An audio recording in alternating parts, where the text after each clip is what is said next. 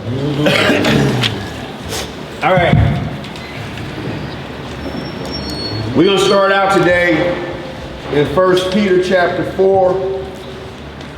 We're reading 17 through 19. Well, before we got started, bro, anybody got any questions or any concerns? Anything? Any questions? Any concerns? Anything you heard? I sure do. Yes, ma'am. That man got up there and tried his best to quote Romans 13. Would you all please break off Romans 13? What man? Jeff Sessions. Oh. I'm sorry. I was going to turn around and look behind me. Where he at? I'm sorry, but Where he go? But he's trying to say that Romans 13, that God gives them power to do whatever that they do for the land, and they have the right to take the children from the parent. And he's quoting this. He's not quoting the scripture. This is his personal interpretation. Well, we know he come from the wicked. The wicked, he's of the wicked, so you know his interpretation is going to be completely warped. I mean, the earth is given into the hand of the wicked. Job 9:24. What was he saying? Did he quote any particular verse or what? I mean, let's just read it. Romans what? Romans 13 and 1. It says, let every soul be subject unto the higher powers, for there is no power but of God. The powers that be are ordained of God. So he's saying that because they're in power, they have to be in power because God ordained them. And so by them being ordained by God, because they are high powers in this land, that whatever they do is ordained by God. To do what they're doing. Right, now. Let's start at Isaiah chapter 10 and 1.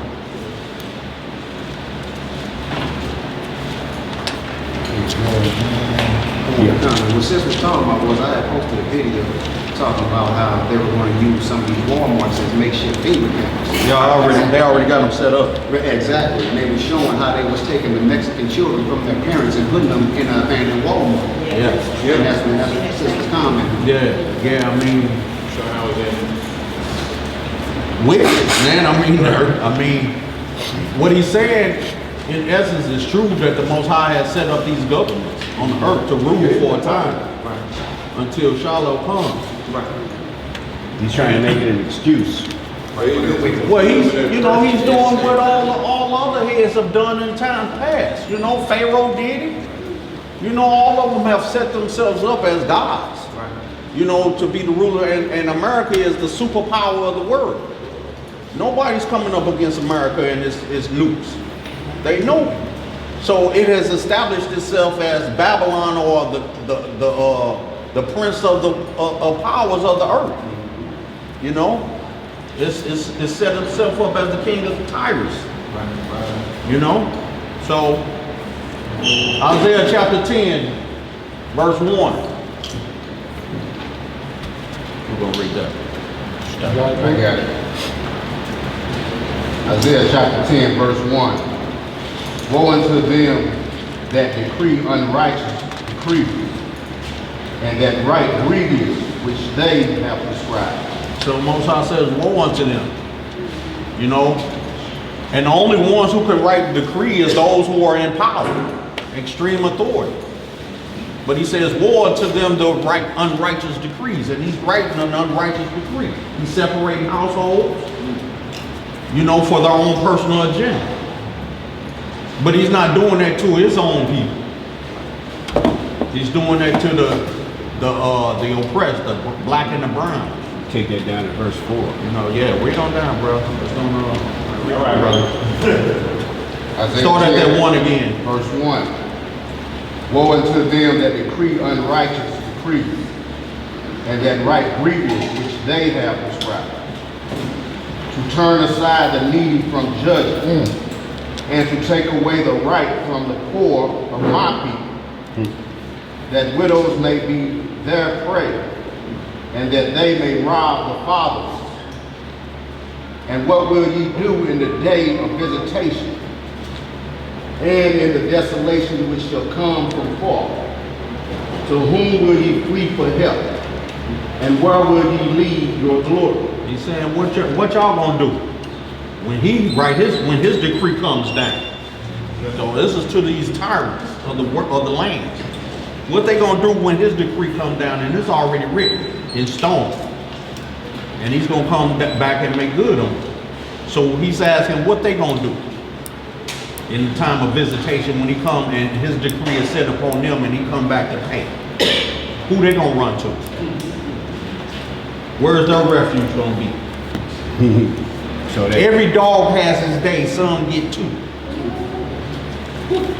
chapter Go ahead, 14, read on. chapter 14, just second witness what he just said there too. Go ahead, read on. Verse 4. Without me, they shall bow down under the prison, and they shall fall under the slain. For all this his anger is not turned away, but his hand is stretched out still. You want to go to 14? No, no. Hit that Job Job 9:24. So when you see, turn to Job 9:24 real quick. All right, Everybody there? Job, chapter 9, verse 24. The earth is given unto the hand of the wicked. He covers the faces of judges thereof. If not, where and who is he? So he's asking a question now. He said the earth is given into the hand. If it wasn't so, who and where is it? If it wasn't so, if we look at the judgment being placed in the earth now, the decrees that are written, they're written against the needy, they're written against the fatherless, they're written against the oppressed, they're written against everyone whom the Most High has deemed worthy of everlasting life. And the reason why the earth is given into the hand of the wicked is because of our disobedience. Because we were created to be the earth, the landlords of the earth. And we transgressed that first commandment. Okay? So through our transgression, the Gentiles came in and have given, authority has been given unto them. It's just like, okay, when you're in your household and you just giving everything, you spoil rotten. You don't appreciate anything. You got it good. And you got that one friend, that neighbor who comes over the house to play all the time, and he's coming from a foundation, a poor background, has nothing. And that the parent of the spoiled child might give that child a little piece of fruit, and he'll love that piece of fruit like it's the most valued thing he's ever gotten, because he appreciates it because he comes from nothing. What eventually happens is that child starts to get the good, and that the child of the who's born under wealth and all that stops getting anything because he has no respect for what he's got. Eventually he starts rebelling against the mom and the powers that be, and they do what? Kick him out the house. You too grown, you smelling yourself too much, go. Same thing that happened to us. We got kicked out the house because of our disobedience. We were living fatly, we were good, and we got beside ourselves with pride. So therefore, he said, I'm gonna provoke you to jealousy. We hit that in Deuteronomy. I'm gonna provoke you to jealousy with a people that's not even a nation. This nation of America is comprised of all kind of walks of life in their government. They have them all. It's a conglomerate of clay and metal. It don't mix. That's why they at each other's throat. Trump has devoured his own house. It's about to fall. Because they set against each other. But all this has happened because of our disobedience to our God. Because we continuously provoke him to jealousy with a God that doesn't exist. Gods that don't exist. We worship everything under the sun. And even have become like our brethren, the natives, and start worshiping all the elements of the earth.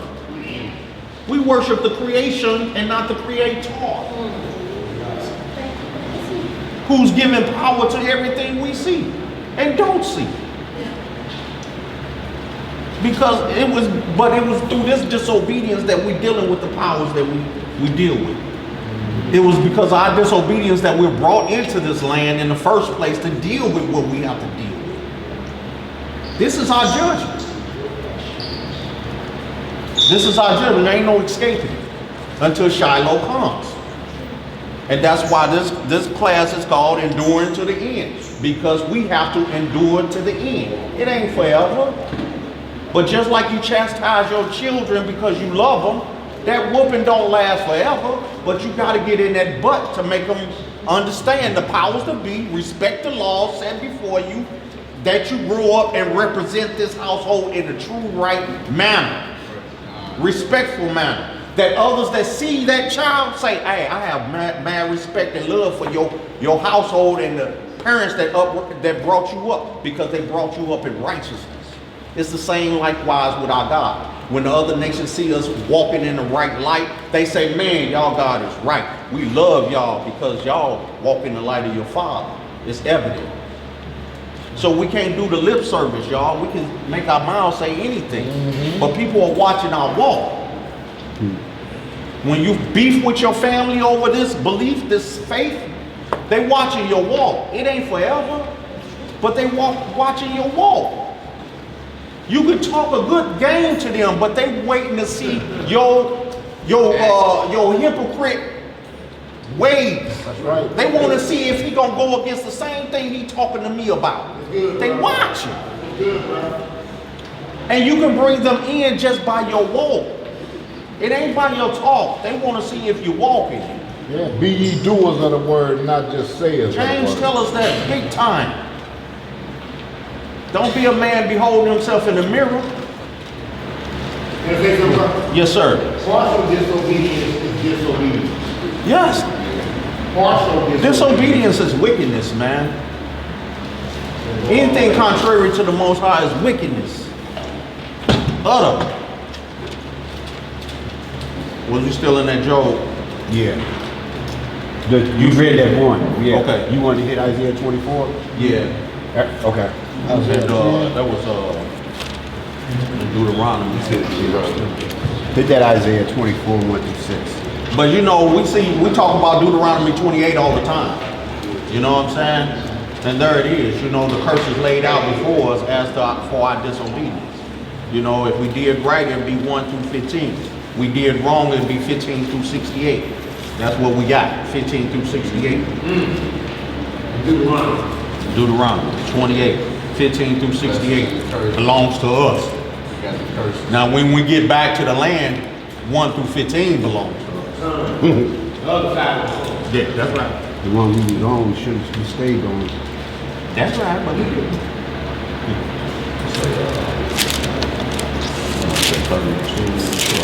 You want that Isaiah now? Yeah, go ahead. Isaiah 24, verse 1. Behold, the Lord maketh the earth empty, and maketh it waste, and turneth it upside down, and scattereth abroad the inhabitants thereof. And it shall be as with the people, so with the priest, as with the servant, so with his master, as with the maid, so with her mistress, as with the buyer, so with the seller, as with the lender, so with the borrower, as with the taker of usury, so with the giver of usury to him. The land shall be utterly empty and utterly spoiled, for the Lord has spoken this word. The earth mourneth and fadeth away. The world languish and fadeth away. The haughty people of the earth do languish. The earth also is defiled under the inhabitants thereof, because they have transgressed the law, changed the ordinance, broken the everlasting covenant. Verse 6. Therefore hath the curse devoured the earth, and they that dwell therein are desolate. Therefore the inhabitants of the earth are burned, and few men left. So he's saying the earth is turned upside down. It's out of its course now because of the wickedness that's overrun by the tyrants that run it. The inhabitants have broken down. They've changed everything. Everything good for evil. And everything evil for good. You know, separating a household. That's, they laugh at that. They straight up having them a ball with that. But their children are not being separated from them. That's why you see in this government, not one of them have a child in the U.S. military. That's right. Not one. Not one. They don't send it, they don't put their children, allow their children to go into the military. That's for poor people. A lot of us, we convince our children, oh, think about the military. You see the world, you be able to go, you get to see the world and go to school free of charge, but they ain't telling you, you're going sent to war. Front line. So look at how many of our youth, our family members have lost their lives because they just want to see the world and go to college. And you dealing with a whole different kind of enemy. Come back crazy. They raise their youth to fight for their cause. They go over here. This ain't our land. Then you fighting for a corporation that's interest is not for you.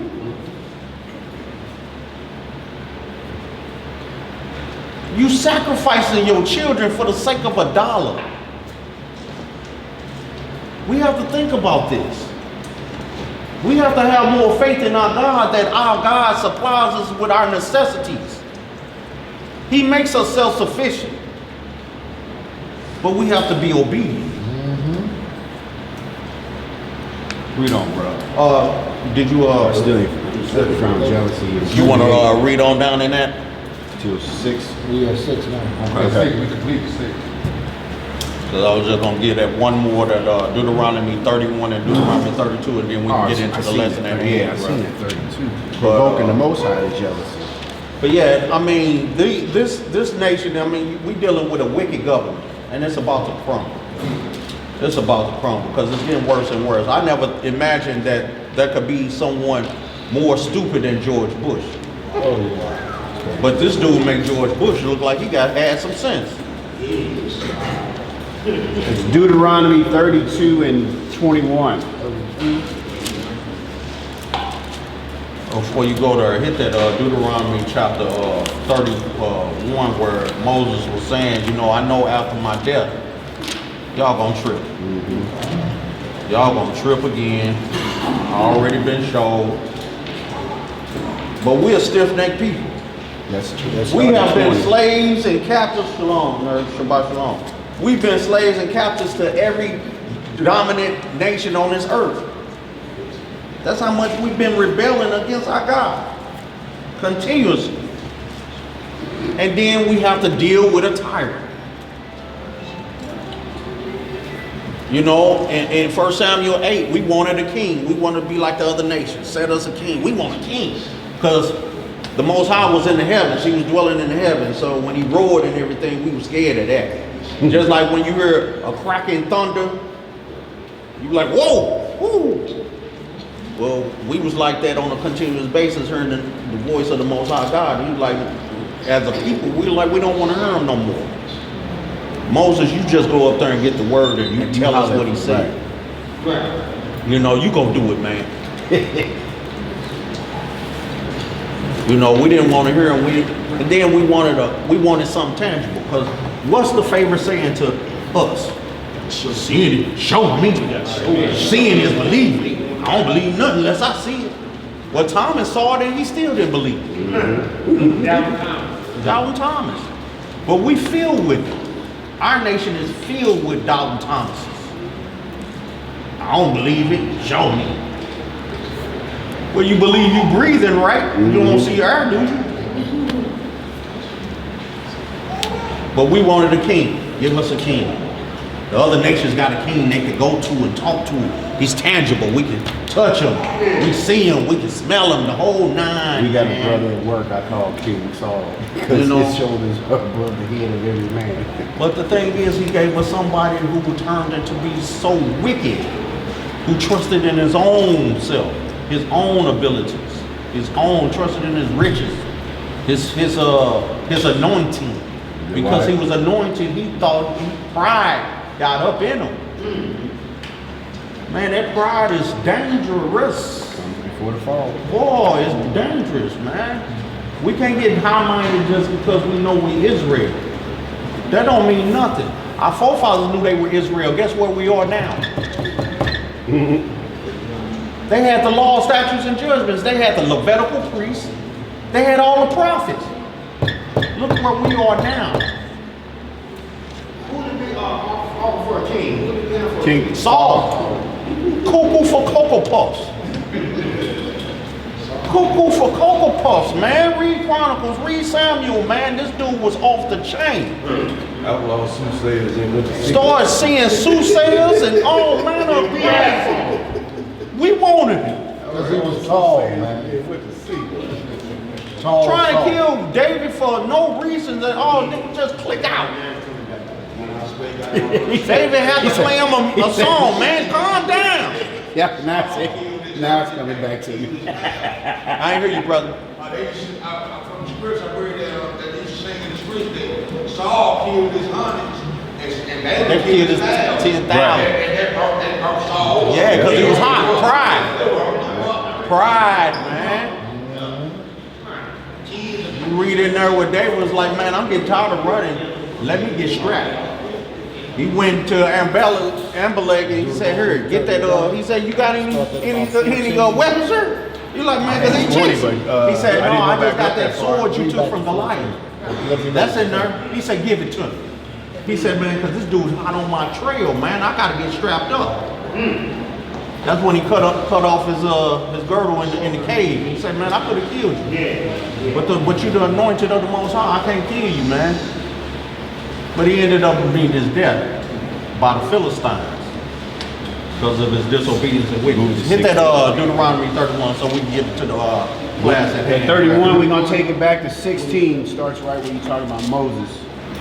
We get these two scripts, y'all, then we're going to get the class started. And then, if y'all want to get, together after class or you want to ask questions or whatever, and we can get to after class and we can get a list of other scriptures that support what we're talking about, so we don't get so far off of the lesson at hand. Right. But we always get with you to make sure if there's something that you don't understand and that you need understanding that, you stop us. Because according to Ezekiel 3, Ezekiel 33, your blood is on our hands if we do not render an answer to your question. That's why we call this class. Because if anything happens to you out there, and we didn't render an answer to you, or at least attempt to get it to you, or at least get you on the path to finding out, then your blood is on our hands.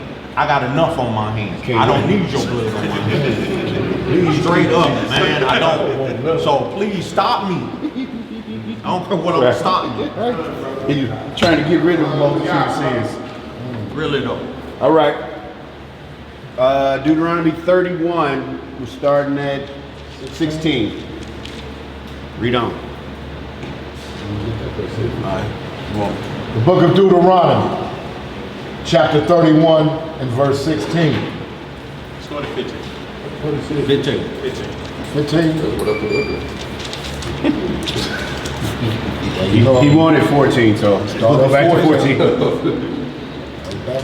14, son. The book of Deuteronomy, chapter 31, we'll start at verse 14.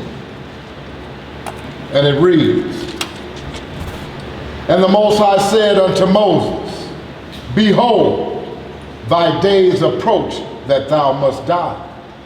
Call Joshua and present yourselves in the tabernacle of the congregation, that I may give him a charge. And Moses and Joshua went and presented themselves in the tabernacle of the congregation. Now y'all see this, how the Most High told Moses, go get Joshua, so that this don't stop. I'm taking you out of the way, but somebody's got to replace you. Call Joshua. This cannot stop. It's just like here. If a brethren is not present, somebody's got to stand in the place. That's right. It can't stop. This cannot stop. That's why we encourage brethren to research, study, to show thyself approved, so that in any case, anything happens to any of us up here, it don't stop. It's got to be with some understanding. There has to be some studying. We can't buddy. We buddy too long. Yeah. We got to study. We have to put in that work, okay? We have to put in that work. So brethren, you know, when we come together as an assembly, you know, it's not just to love each other and hollyhock and, you know, hey, what's up, bro? Shalom, Shabbat Shalom. We have to get in our studyings in our own time, so that in any event something happens to any one of us, there's always another brethren stepping in that place to keep it going. So that we don't appear that he's the leader, he's the leader, he's the leader, he's the leader, I'm the leader, Daniel the leader, so on and so forth. We have one leader. That's the Most High Yahweh and His Holy Begotten Son, Christ, and the Holy Spirit. Outside of that, it's nothing. Amen. We are all servants. We are all brethren. There is no one leader here. As long as you're a man of understanding, you can help run this camp, this household. We're going to get into some of that. So, I'm sorry, I didn't mean to go. No, we're going to see that because it's gonna very come out. important. It's going to come It's out. very important that we understand that as a household. Y'all see how this you know, spirit because we can get complacent in, okay, no, them brothers got it. Them brothers got it. Them brothers got it. But what happens if something happens to us out there? Somebody's got to step up, man. You know? So all us brethren, we need to carry our cross. We need to carry our cross, all right? And represent, you know? There's enough buddying going on. We got enough buddies out there. So what he's saying is that any brother out there feel that they may be ready to come up and read and help bring out scripture. This is a rotating order. This is no set seats. This rotates. It's supposed to rotate.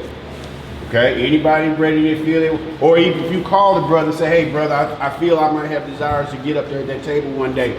Can you help me? And you got help, brethren. We ain't gonna leave you up here That's right. solo bolo and nobody help you.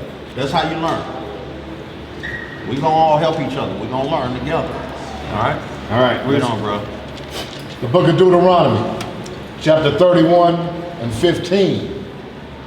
And the Most High appeared in the tabernacle in a pillar of a cloud. And the pillar of the cloud stood over the door of the tabernacle. And the Most High said unto Moses, Behold, thou shalt sleep with thy fathers, and this people will rise up and go a-whoring after the gods of the strangers of the land, whither they go to be among them, and will forsake me and break my covenant which I have made with them. He told Moses right there. Gave him a future prophecy of what's going to happen to the children of Israel. They're going to go horn again. Again. Right after you go to sleep. After that golden calf. They did it while he wasn't even asleep. He was just up in the mountains getting the laws. They were like, man, bump that, we finna get busy. Yeah. We're tired of waiting. Ain't Israel the most impatient people? Throw something in the microwave for a minute and snatch the door open, there's 5 seconds left. You got 5 seconds, you just waited. I think I got about 6 on mine right now. I'm guilty, I just did it this morning. I just did it this morning. And I said that to myself. Man, I got 5 seconds. Why ain't I just wait the last 5 seconds? Boy, disobedient Israel. You know, just illegal, and sometimes I walk away. You know, so I hear the ding. You know, I like the way you are very transparent down here. Right. All right, let's keep going. Verse Well, 7. bro, before we can acknowledge and move forward and learn anything, we first must acknowledge our own sins, man. We first have to be able to point the finger in the mirror first. Yeah. If we can't do that, brother, then what we here for, man? What's our purpose? You know what I'm saying? Then you talking, you self-righteous. We ain't about no self-righteousness down here, man. We're able to look at ourselves in the mirror and say, hey, us first. To the Jew first, then to the Gentile. Read on, bro. Verse 17. Then my anger shall be kindled against them in that day, and I will forsake them, and I will hide my face from them, and they shall be devoured, and many evils and troubles shall befall them, so that they will say in that day, are not these evils come upon us, because our Elohim is not among us?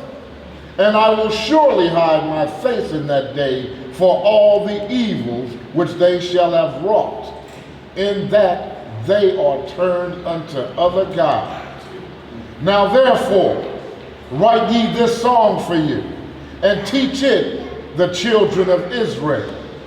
Put it in their mouths, that this song may be a witness for me against the children of Israel.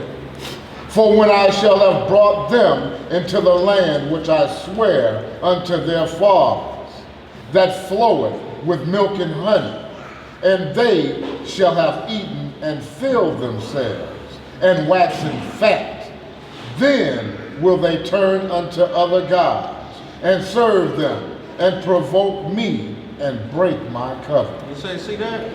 We was living in our land, chilling, eating good, sitting on swole.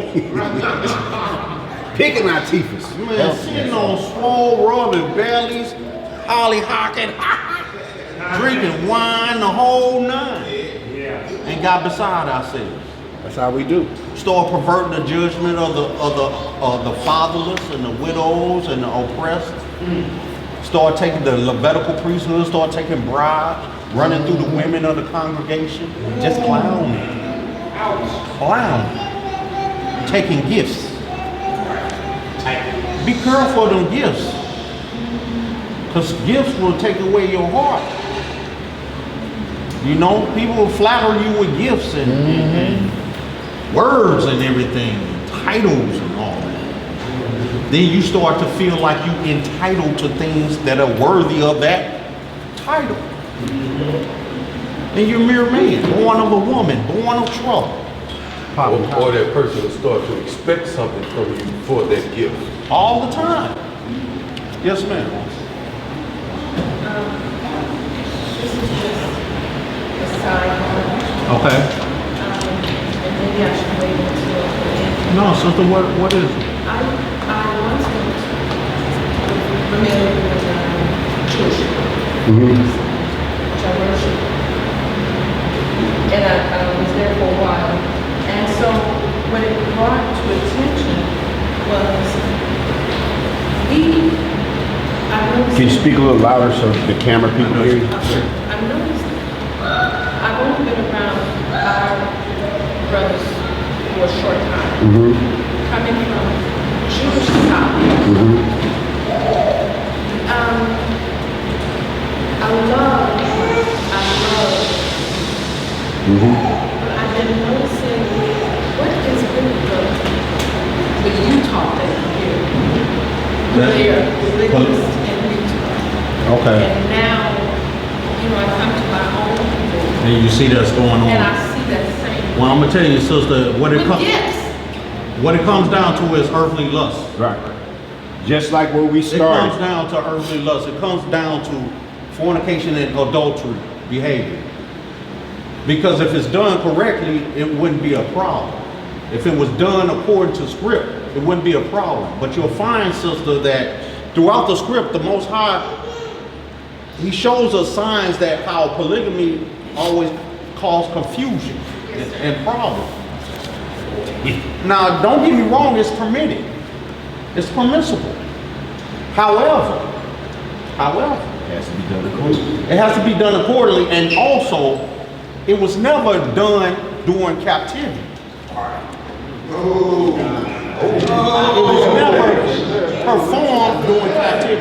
Hold on. Another thing. If you research, there were no more polygamy marriages beyond Ezra. Yes, sir. This was, and then we have, down here we love to talk about the etymology of things, which is the beginning, the root. So where did it start at? It started with the offspring of Cain. And Ham. All those wicked seeds, that's where it was really influenced through. Now, when it came to the days of Ezra, now don't get me wrong, sister, it is permissible. If a king had the money, but he had to, if the person, I ain't gonna say king because according to the law, a king could only have one wife because multiple wives would distort his judgment, his devotion to the Most High and His only begotten Son, Solomon. and the body of Christ. So look at what's happened to Solomon. Considered to be the most wise king at that time, none before him, none after. However, all these wives took away his heart. He started following after. Now, Paul also writes that a man that has a wife has the courage of the world. A man that does not have a wife has the courage of the Most High. So if you got multiple wives, how much courage do you have for the Most High? When are you going to attain to the business of the Most High if you're dealing with these multiple wives? According to the laws, the duties of a man in multiple marriage, he must not diminish the rights of that extra wife. She must get the same house. She must get the same clothing. She must have all the same things that the first wife had. All thy neighbors. She must be given those same things. Now see, most people who's pushing this polygamous movement, they won't talk about those things. And you'll find that most of the times, these cats won't have those jobs or have the necessities to support these women. And so they end up supporting him. Yes. While he's off talking about doing the Most High's business, he's off doing crazy. And his wickedness is getting greater and greater. Perversion. And it's all for the sake of sex. But see, other people don't, many people don't realize that sex and sexual intercourse is the confirmation of that unity under God's authority and under his witness, him and Christ's witness. It's also exact mirror of Christ's devotion to the church. One body. Not multiple churches. He talks about the 7 churches, but he's married unto one body, which is Israel. One body, one body. That's it. He talks about in Matthew 19, 1 Corinthians 7, Ephesians 5. We can go on and on. All day, all night. Okay? But see what it comes down to now mind you, it says the bishop must be blameless, one wife. Deacon, blameless, one wife. What are we if we spread the word in the gospel of Christ to the multitude? What are we then? We're servants, but so are deacons, so are bishops, so is the king. If the king is set up, he's appointed by the Most High. So he's a servant. But until all these people, they were given one wife. They were told to have one wife. Why? Why? Why is that? Why are these people who are supposed to have prominent positions in the church of the Most High God only to have one wife? Why is that? Why couldn't they have multiple? And it's a law. That's a law. But why is that? Their focus should be on the Most High. Their focus has to be on the Most High, not upon the women, not to stand to women or not. Say that aloud, bro. Their focus has to be on the Most High, first and foremost. You got more than one wife. I got more than one thing I concentrate on. I can't concentrate on the body of the church and doing the Most High's will. I'm not trying to do and have more than one wife. That's just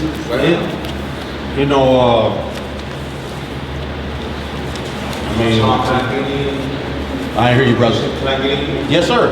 So Walmart down here, you would speak the word, right? Can I tell you, you would stay on the straight and narrow on everything. That's it. I can I be able to That's do it. this, but I'm doing everything. Yes. I want to go back before the king to Genesis. Adam and Eve. Huh? Adam and Eve.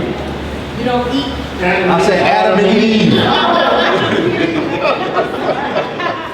She said I don't eat.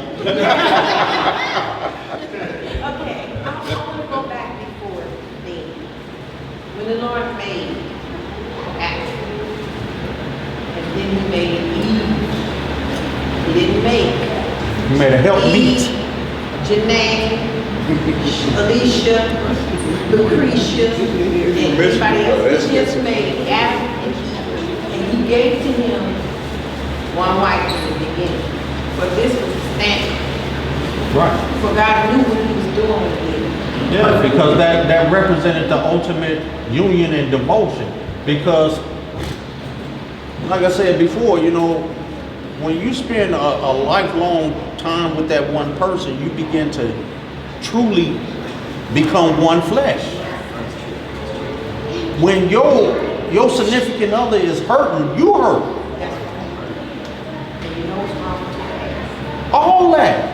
You start to feel the same thing, look for the same things, expect the same, the whole nine. You finish each other's sentences and all this stuff.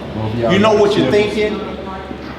And not only that, the wife, when she's devoted to that husband and is unified under the authority of Most Highness and Christ, she will see things happening and point them out that the man may overlook. If it weren't for Zipporah, Moses would have been dead. That's right. And many other cases alike. If it wasn't for that Help me. who was into the word. Like the sister that David encountered, who had the foul husband because he was rich. Clown. And she was meek. She was into the scriptures. She was beautiful sister, and she was meek. But it was because of her that she said, man, David was finna put a sword to that boy's head. Yeah. If it wasn't for her, he'd have been dead. David took care of her too for that. Okay? But what it is, this marriage, I mean, in Genesis 2, he says a man shall leave his mother and father and cling to his wife, and they should become one flesh. Now, I watched the brother talking about, you know, well, one flesh could also, you know, be multiple. He was saying that, you know, there are three that bear record in heaven, and these three are one. But that's not in relationship to the marriage supper, the marriage of Christ and Israel, and the marriage between man and woman. So study to show yourself approved. Don't be taken by diverse doctrines and everything because of them feel-good doctrines, because I want to do what I want to do. But see, the Most High is watching everything. See, we say that a lot, but how many of us really believe that? Right. He's watching. Right. And every conversation is being recorded. So this goes for everybody in our own household. If you're doing foul, guess what? You're going to be dealt with according to your folly. It's just that simple. I ain't finna go ring around the rosy with everybody about a doctrine that they believe. Do you? If that's what you want to do you. You know better. You know better. I'm not going to entertain it. We're not going to go back and forth over that and all that. If that's what people want to do, let them do them. But you seek the kingdom. If you know what's right in your heart, you seek the kingdom. I don't care who it is. Seek the kingdom. By all means. Seek the word of the Most High, not man. Just because I'm up here, don't mean I'm true. Study to show thyself approved. Don't just get in and have it, oh, the brother, he be in the class, he teach. So what? And? What you think, I'm not a sinner? I gotta repent too. I gotta face the east, just like you. He ain't died of justice. So He don't died to repent trust too. me when I tell you, don't get in the habit of just because you see a brother talk so good, he looking good, smelling good, he bring the word well, he's a great orator, don't put your trust in him. Don't do it. He's susceptible to fall and sin. Follow Christ by all means. Let him be your God and your strength. Not me. I got issues. Don't go to one.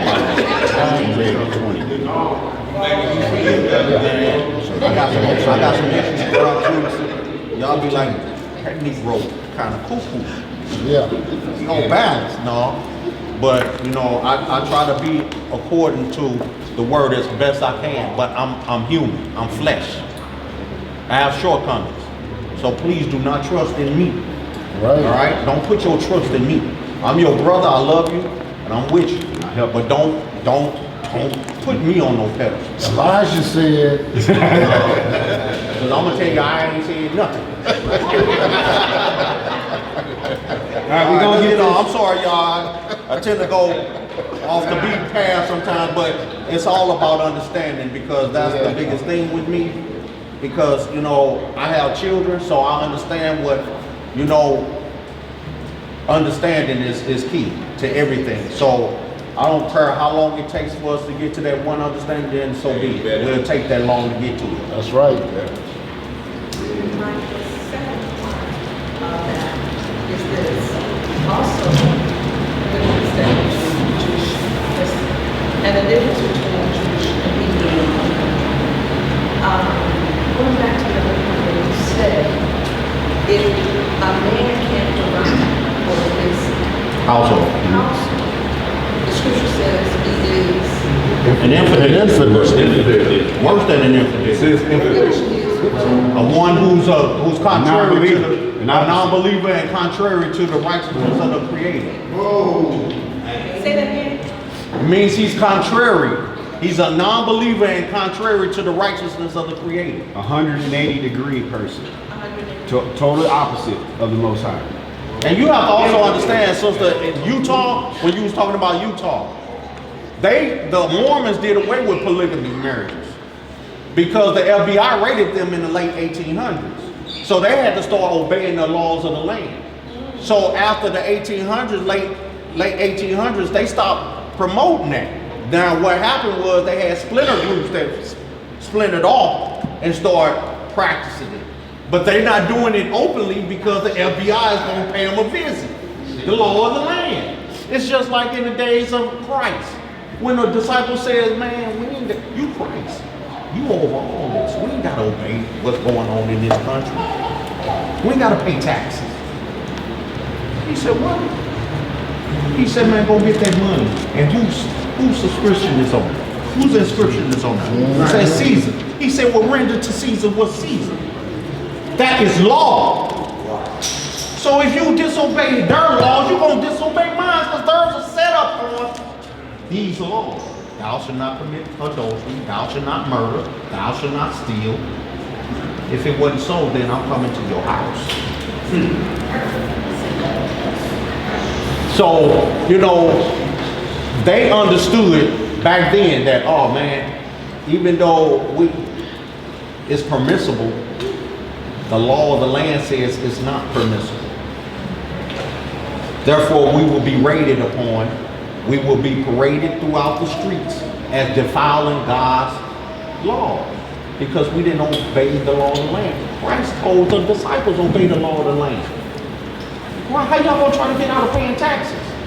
It's the law of the land. God set them up in this position because of y'all's disobedience. So why are you still trying to disobey him? You still being disobedient.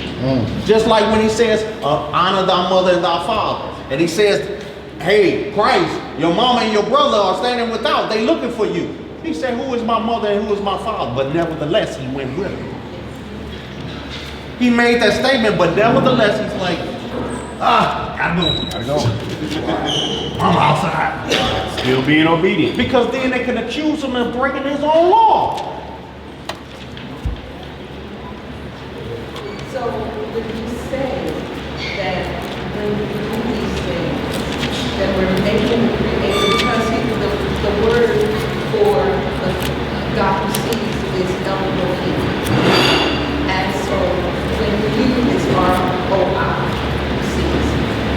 And then when we do these things, we're saying that we're making his covenant of null and non effect because he said he would, even though in the scriptures it talks about him divorcing, the creator divorcing his own. Gave us a bill of divorcement because of our disobedience, our adulterous behavior. Go ahead. No, go ahead. So we're trying to bring the creator into sin, and it's God forbid that we would make him sin against his own laws. You can't do that. Thank you so That's much. impossible. Where is the multiple lives coming from?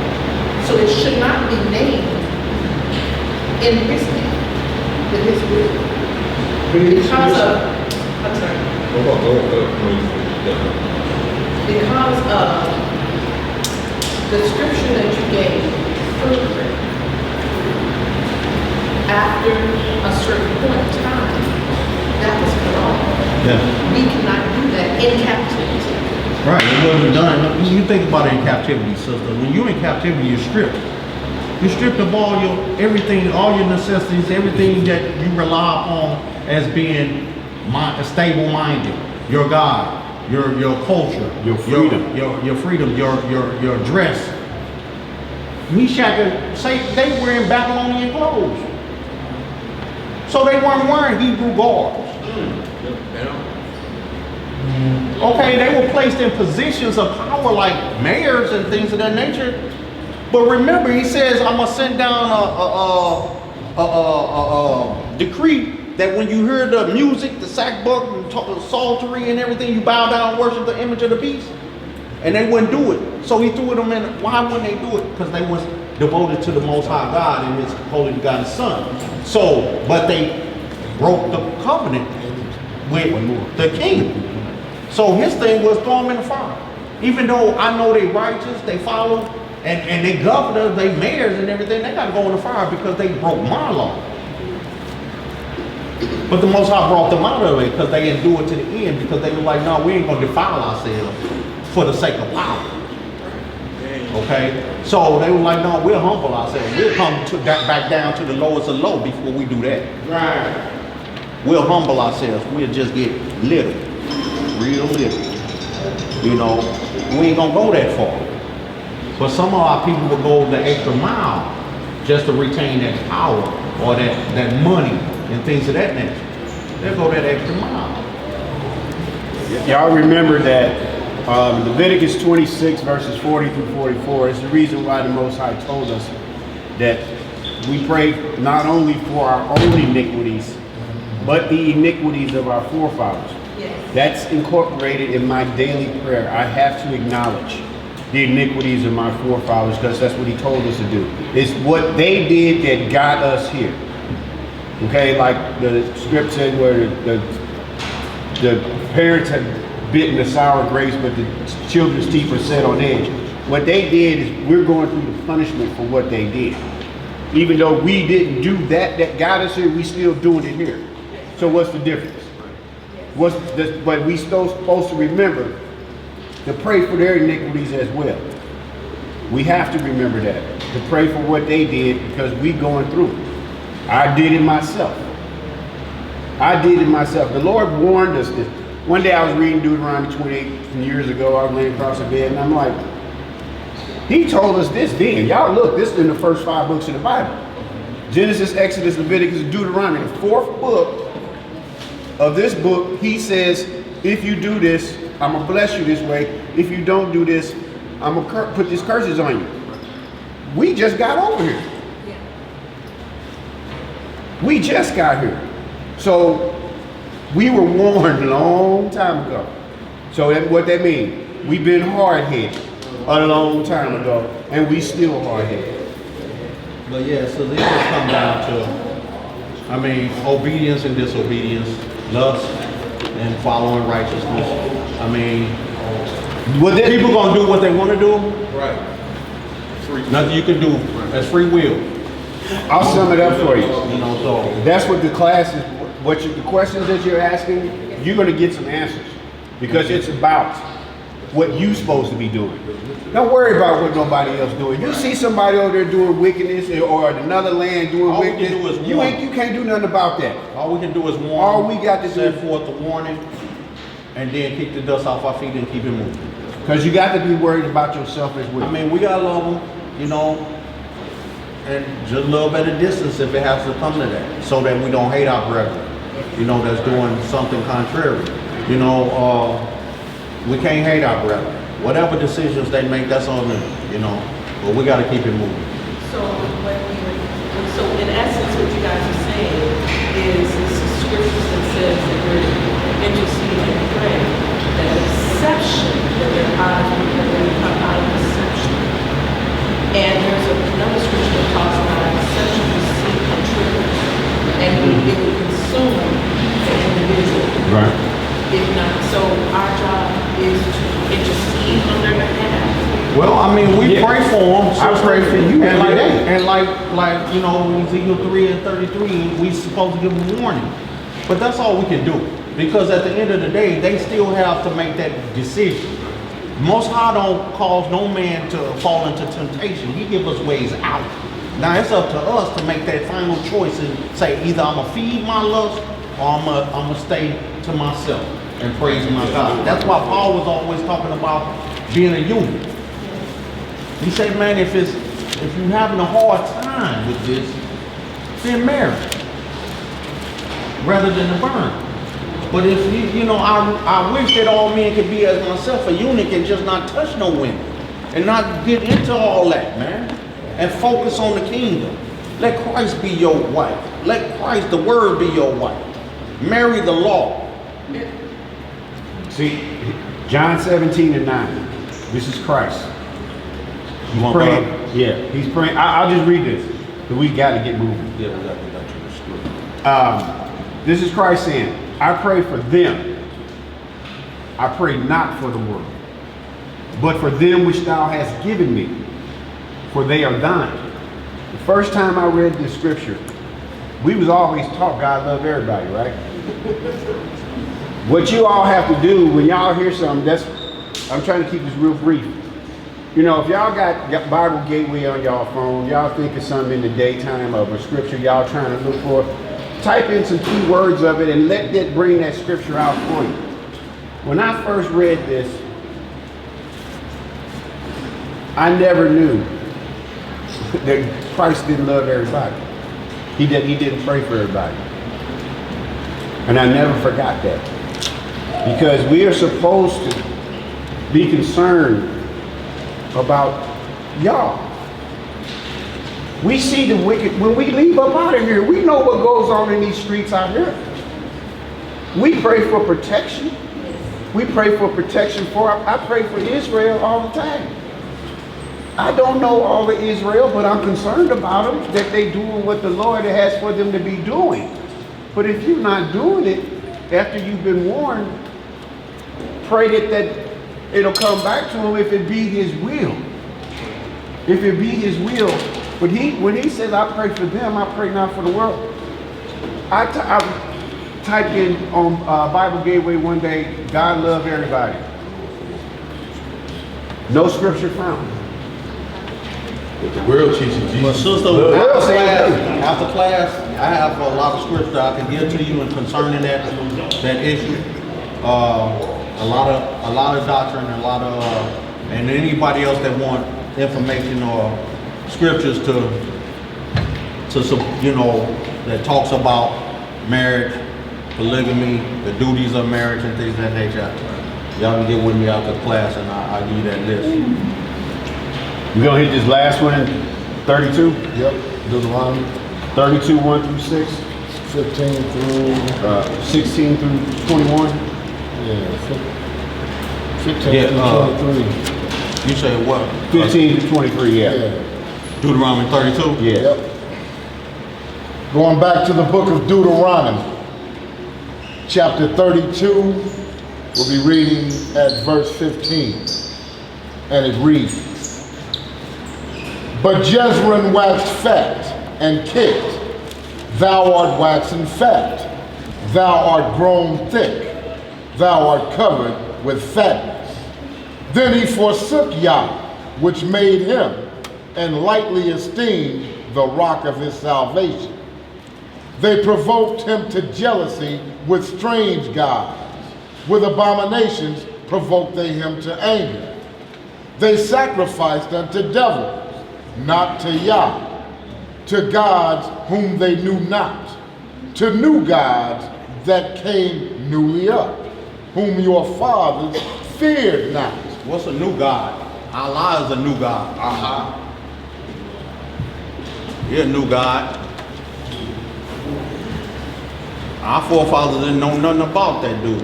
Ishmael, their daddy, didn't know nothing about him. And he came around with Muhammad over 600 years after the resurrection of Christ. So this is a new religion. Ishmael didn't even deal with Muhammad. And you'll find that the Muslims, they say that their God, I try not to say that dude's name, but they say that their God is a faceless God because Muhammad used to be in his beginning was a follower of the Bible. He actually believed in the scriptures. Islam is a religion set up by the Roman Catholic Church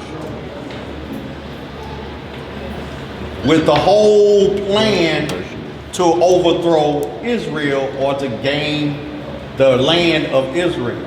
That's why Esau is banging with Muhammad in them right now over Israel. Muhammad was supposed to give Israel into the hands of the Edomites and he didn't. Kept it for himself. And now they fighting over it because he broke the covenant that they made, that pact they made long time ago when they captured us and sold us into the hands of enemies. Okay. Shalom, fellas. Shalom. Shabbat shalom, brethren. Shabbat shalom, brethren. So, this is a new God. This is a new religion. And all these religions are set up by the Roman Catholic Church. That's why all the religious heads of all these religious organizations, when the Pope make his rounds, they go out to meet him and kiss his ring. Because Roman Catholicism is the great whore that sits upon many waters, and those many waters represent the various religions that stem from Rome, that issues out to all mankind their beliefs and their instructions and their doctrines. That's contrary to the Most High and His begotten Son. Read on. Verse 18. Verse 18. Of the rock that begot thee, thou art unmindful, and hast forgotten Yah that formed thee. Now, if y'all notice, it says, of the rock that begot thee, and that rock is capitalized. So y'all know who that rock is. Verse 19. And when the Most High saw it, he abhorred them because of the provoking of his sons and of his daughters. And he said, I will hide my face from them. I will see what their end shall be. For they are a very froward generation, children in whom is no faith. Froward means disobedient, contrary to righteousness at its highest level. Disrespectful at a high level. Read on. Verse 21. They have moved me to jealousy with that which is not Yah. They have provoked me to anger with their vanities. And I will move them to jealousy with those which are not a people. I will provoke them to anger with a foolish nation. Who is that foolish nation? United Snakes of America. Who is it them that are not a people? This is not a people, this is a confederacy. This is a confederacy and a conglomeration for a corporation. America is a corporation. It's not a nation. That's why the president and all his cabinets men are set up in the District of Columbia, Washington, D.C. District of Columbia, which is a province of Colombia and not of the United States. That's right. Your courts ain't even owned by the United States. They don't get paid by the American people. That's why when they set laws and ordinances, they're not for the sake of the people. They can care less about the people. That's why he's decreeing a decree that's grievous, that's unrighteous decree. Because it's not for the people, it's for the betterment of the corporation. There's a corporation with its own logo, its own president, secretary of treasurer, and all those things that a corporation has, set up in the District of Columbia, and they're getting paid by the international banking system, not by the American people. So your interest is not in their interest. They can care less about the American people. So, and that's why none of their children are in the military.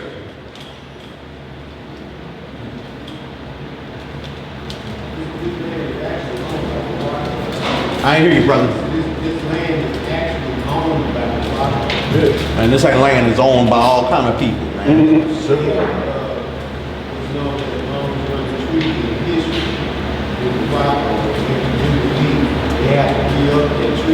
Yes. That's why that king over there, he can do whatever he wants with impunity. Without impunity, he can do whatever. He has what they call a diplomatic immunity on whatever he do over here. He can come over here and rape somebody, murder, pillage, whatever, and hop right on a private plane and go right back home like nothing happened. No. You'll see he has the Saudi Arabians have their own embassy in D.C. And they have more security around it than the U.S. embassy.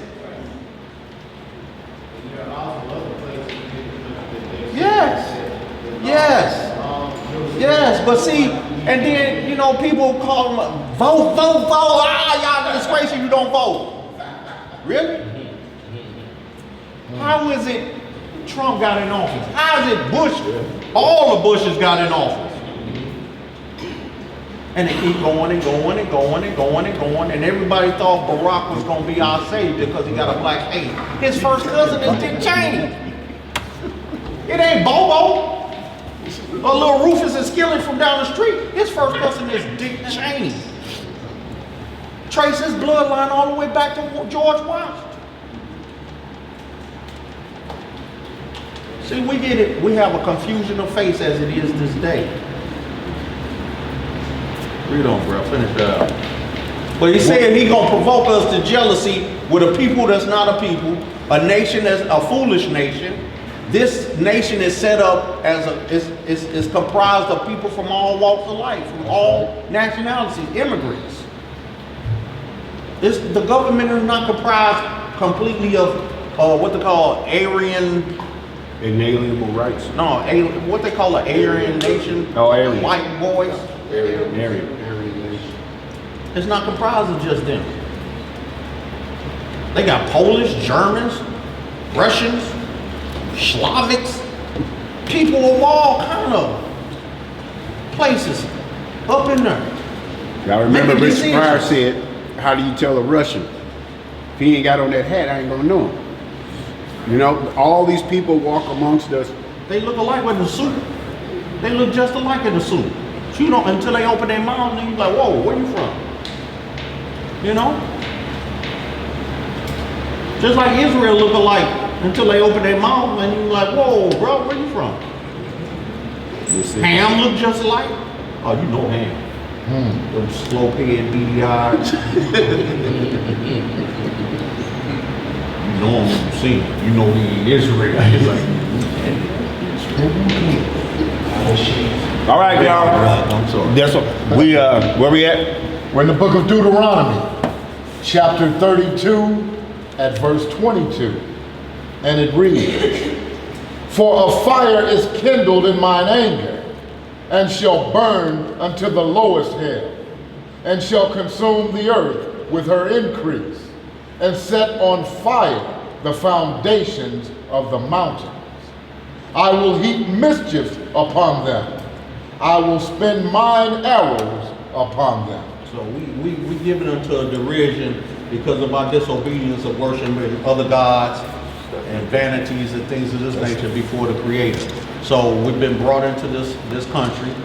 We've been brought into every country to be captives, so that we'll be provoked to jealousy to get back to who we are. You know, I mean, once you start getting mad, I mean, look at a lot of our people. We get mad and seeing the heathen on high, and man, why they living like that now? A lot of Israel is coveting the wealth of Esau, or want to get out of here, want to flee Babylon because they think they're gonna find some safe haven somewhere. The whole world is the wilderness right now. Y'all remember in his song, Nelly said, Bill Gates, Donald Trump, let me in, y'all. You see, he was crying out to them billionaires, I want to be like y'all. I want y'all money. Y'all let me into y'all establishment because I want to be like y'all. Instead of him saying, being like the Most High. And get it in. We got 3 scripts we're going to use as an opener before we start getting into the meat of this class. So we're going to hit 1 Peter 4, 17 through 19, Proverbs 28 and 18, and Matthew 24 and 13.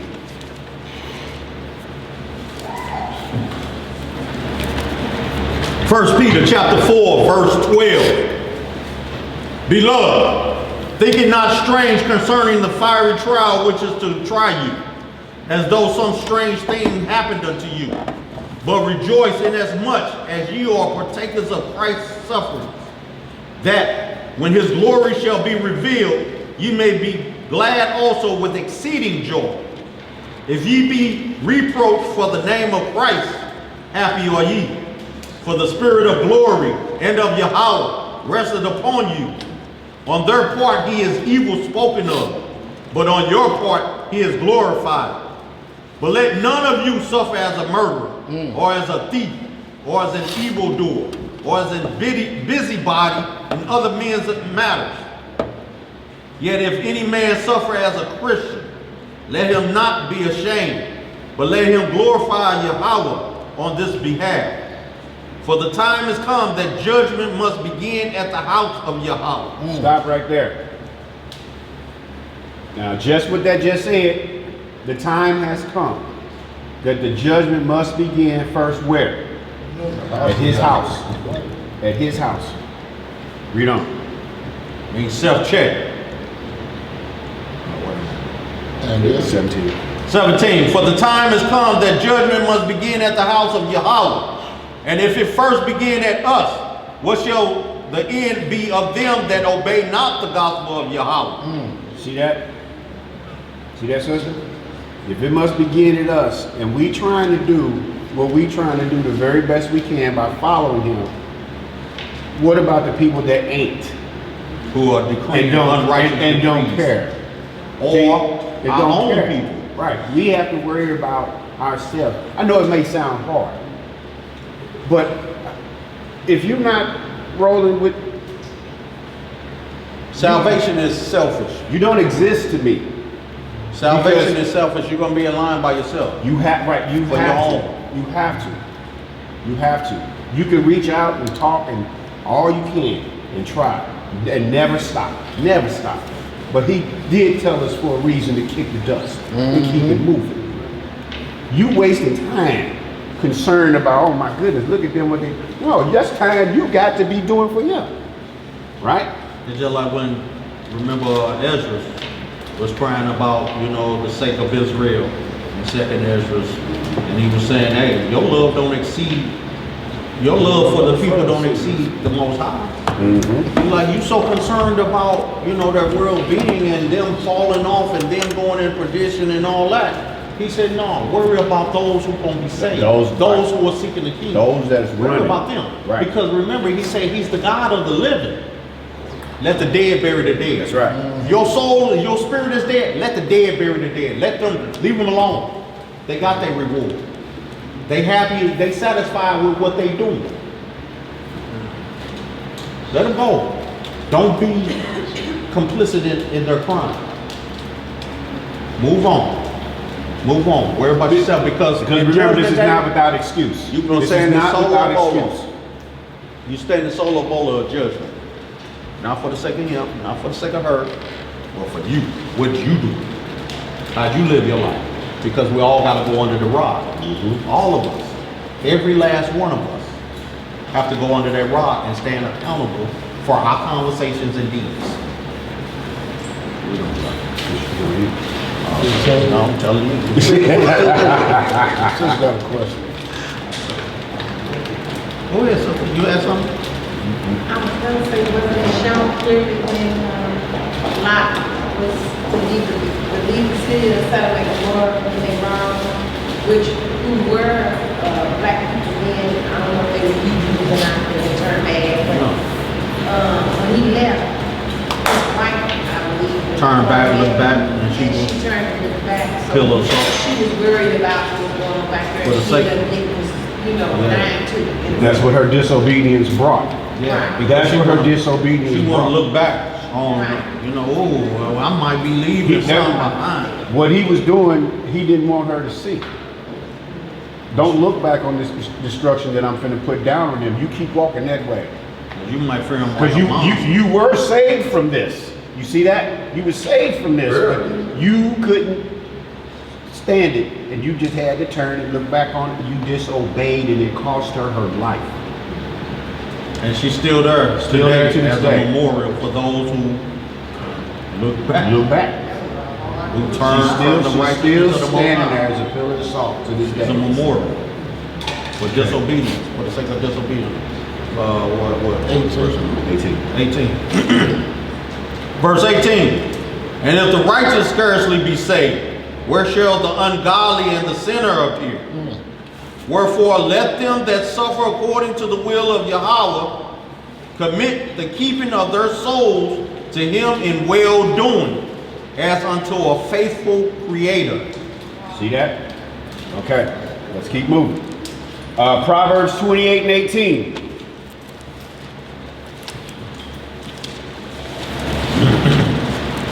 And just real quick, when you all want instructions on how to be a man and how to be a woman, the book of Proverbs, it's in order. Wisdom, men how to be men, women how to be women. It's laid out for you. It gives you every example in every single verse. It says a righteous man does this and a wicked man does that. So there it is for you. You sit there and read and you end up leaning this way, and then you end up leaning this way. Well, you need to lean back this way. It makes you straighten up and say, I know what this wickedness is. If I'm doing this, this is calling me a wicked man. If I'm doing this, it's calling me a righteous man. I don't want to be a wicked man. Stay away from this wickedness. Stay back over here in the righteous side. Okay? 28 and 18 Proverbs. You got one more time. Proverbs 28. What verse? 18. 18.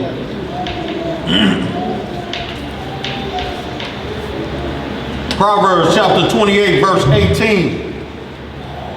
Whoso walketh uprightly shall be saved, but he that is perverse in his ways shall fall at once. Okay, one more. 24 and 13 of Matthew.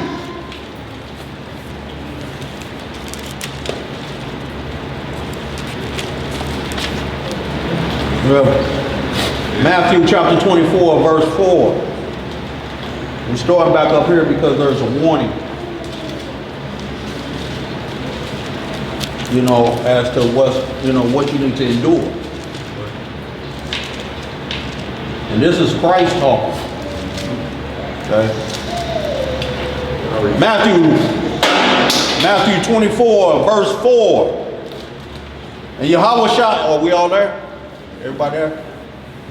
And Yahweh shall answer and said unto them, take heed that no man deceive you. For many shall come in my name, saying, I am Christ, and shall deceive many. Read the whole thing. Huh? You read the whole thing. We Right, time 6. Verse 6. And ye shall hear of wars and rumors of wars. See that ye be not troubled. For all these things must come to pass, but the end is not yet. So we hearing of all these things. We seeing the tables being set, you know. Everything's being set. The stage is being set. Curtain call. You know, we seeing the rumors of war. We seeing the war, thunderings, lightnings, all that. Okay. realize that we were born into these times. These things already started before us. So what we just read here has already started. It's nothing that we're looking forward to start happening. We were born into these times of these things already have started. So that lets you know where we are. Okay? Verse 7. For nation shall rise against nation, and kingdom against kingdom. And there shall be famines and pestilences, and earthquakes in diverse places. All these are the beginning of sorrow. All the what? Beginning of sorrow. Then shall they deliver you up to be afflicted, and shall kill you. And ye shall be hated of all nations for my name's sake. Are we hated right now? Are we hated right now for his name's sake? Yep. Are they looking at us and saying we hate them because of this? No. Or are they hating us for the crap that we're doing out here in these streets? Both. Now see, they hating for the crap we doing in the street. We defiling the name of Christ. However, in the beginning they hated us because we were the children of Israel. Because they knew it then, they know it now. So it's a double fold. It's double. We knew it then. They hate us for that, and they hate us for this. Because we're the best and the worst at whatever we do. And I think our United States government knows the real truth, and that is why there's much racism in this country. I'm sorry, sister, I couldn't hear you. I think that the United States government knows the real truth, like who are the real truth. They do. They do. So that is why there's so much racism and conflict, and they're putting out all this stuff to make us. Look this up, sister. George Washington, very first president of this decadent nation, swore into office on Deuteronomy chapter 28. Thomas Jefferson did too. Not just on the Bible, he had it open to Deuteronomy chapter 28. That's where he placed his hand and swore into office. Why? Why Deuteronomy 28? Thomas Jefferson, look this up as well. You can Google this because we're in an information age. Thomas Jefferson said, now is the time for us to do to the slave as we must, because the day will come that he will rise out of the dust and reclaim his natural position in society. What is that? Hitler wrote in Mein Kampf, which means my struggle in German, when he was in prison and he wrote his memoirs. He said to be a Jew is to be of a black man's religion. He said for a German, a Russian, a Polish, a Frenchman, or any other group to call himself a Jew could only be a Jew outwardly. For the Jews were always a people of distinct racial characteristics. What does that mean? They know. Ronald Reagan signed. They always knew. Saying that this is the official word of God. And who is this talking about in here? Us. They know this. So they know. They know this. They teach their children. We don't teach our children. They teach their children this because they want to know, how long am I going to be rich? Not for long. So would it be fair to say that learning this word that God has given us, knowing it and applying it to our lives, protects us from what they're doing to us? The script says it will prolong your life. It will protect you. It provides a hedge around you. If you're obedient though. Yeah. You can't just read this and yeah, I know it. I'm Hebrew Israelite. Woohoo! Yahoo! That's all you doing? No, it ain't gonna work. You have to apply this to your daily, you have to walk it. You can talk it all you want, but you have to walk it. That's the difference. That's the difference. Remember the brother that came to Christ and said, man, I did all the law. He said, well, sell all you got and follow me. He said, man, no, now you tripping. Oh, man. Now you tripping. They say he went away mad.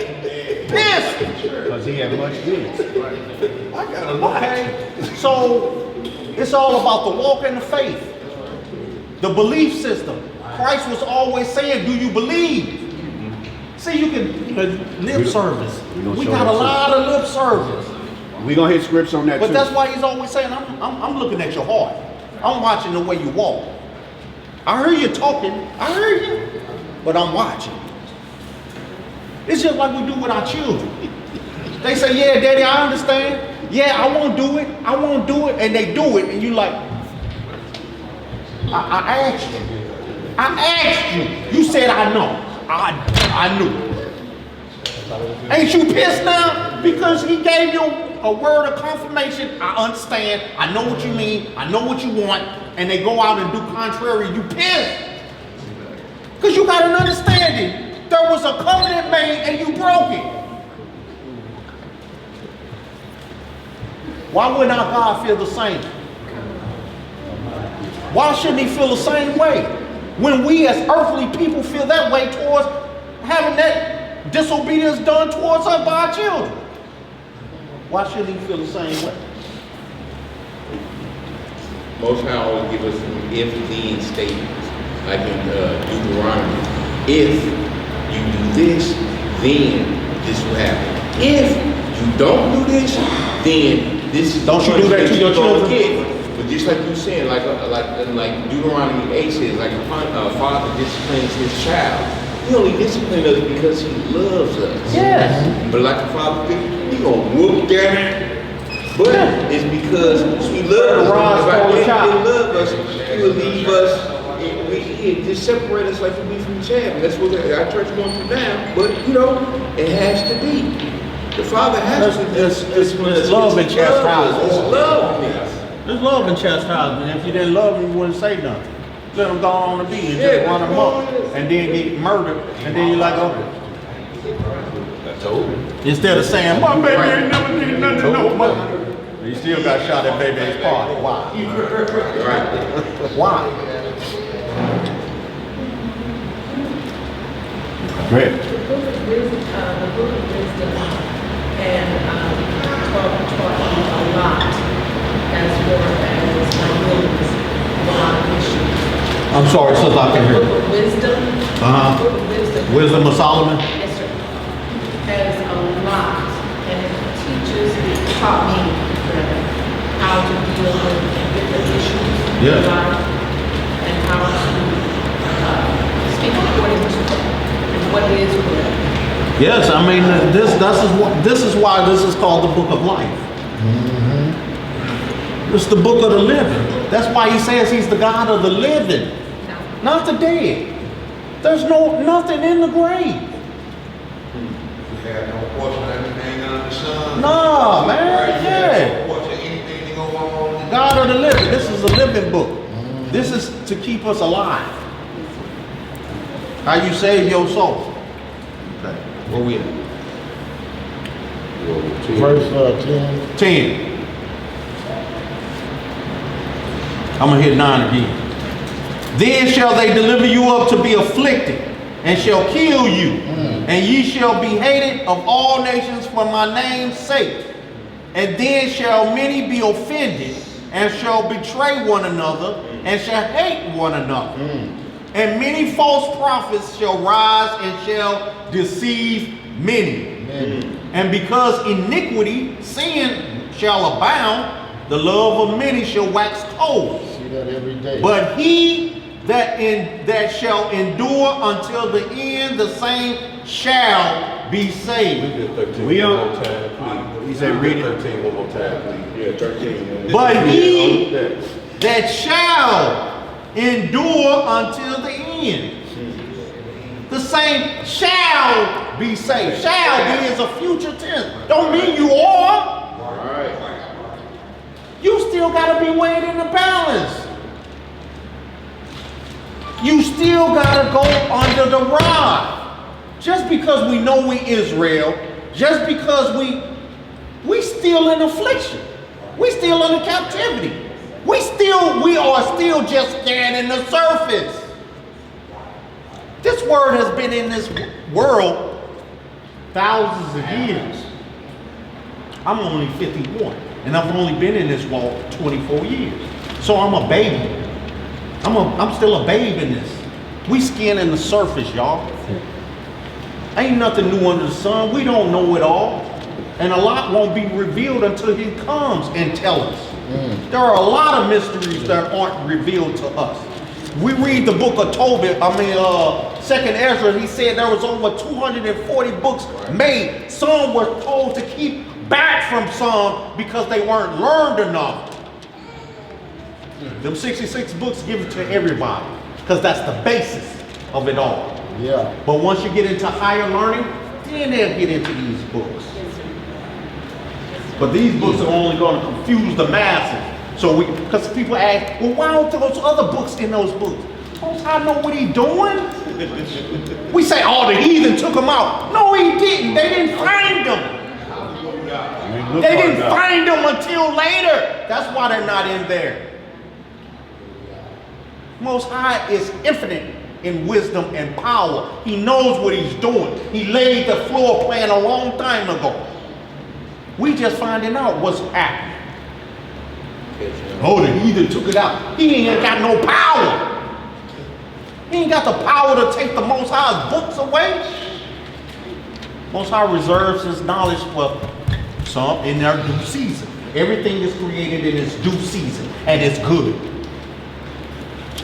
It's good. This that last 13 we read, there is no retirement in this life for I'm saved. You don't have to put an X amount of time in this walk and then you reach that time and then you say, I've made it, and you still got this breath in your body. No, there's either two ends for us in this world. You either gonna yield up the ghost first, or the Messiah is gonna come back in our lifetimes that we see. If he ain't coming back, if these scriptures, the prophecies that are written therein don't line up in my lifetime, that means there's going to be time after me. So if I know that there's going to be time after me, what do I have to do? Endure until the end, that I may be saved. How can you be saved in this flesh, in this world, in this life, walking around with these clothes on? Or lack thereof?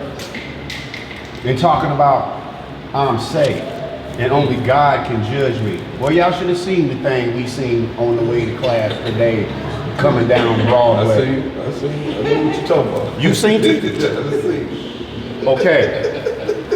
So if we not getting a diploma from the Most High to say, here you are, you good, like some of our forefathers was told. He ain't told me that yet. And I'm not looking to hear it from him yet, because I have to keep doing, I ain't did what I'm supposed to be doing. I'm trying. So for us today, we gonna look at some things our forefathers went through. Have you ever asked yourself, like he referenced the man in the mirror, have you been through anything like what they've been through and made it? Made it. Okay? So we still have to get through this life and make it, and your end will come, you will know it. When your time is up, you gonna know it. You're not gonna get that answer in this life. But when you yield up that breath, you better be ready. You better pray that you have a chance to repent for this life that you lived before, like our forefathers. He told Moses, you're gonna die. So you had a chance to say, it's my time. We got plenty of examples. The testament of the 12 patriarchs. They called their sons around them, gave them blessings, and kicked up their feet, and they yielded up their ghosts. Now, we go into Abraham. We read Genesis 22, 1 through 14. We're going to slide right into the book of Joshua. What Abraham went through is going to continue in, and we're going to slide it right into what his son Isaac went through. Let's read. Genesis 22.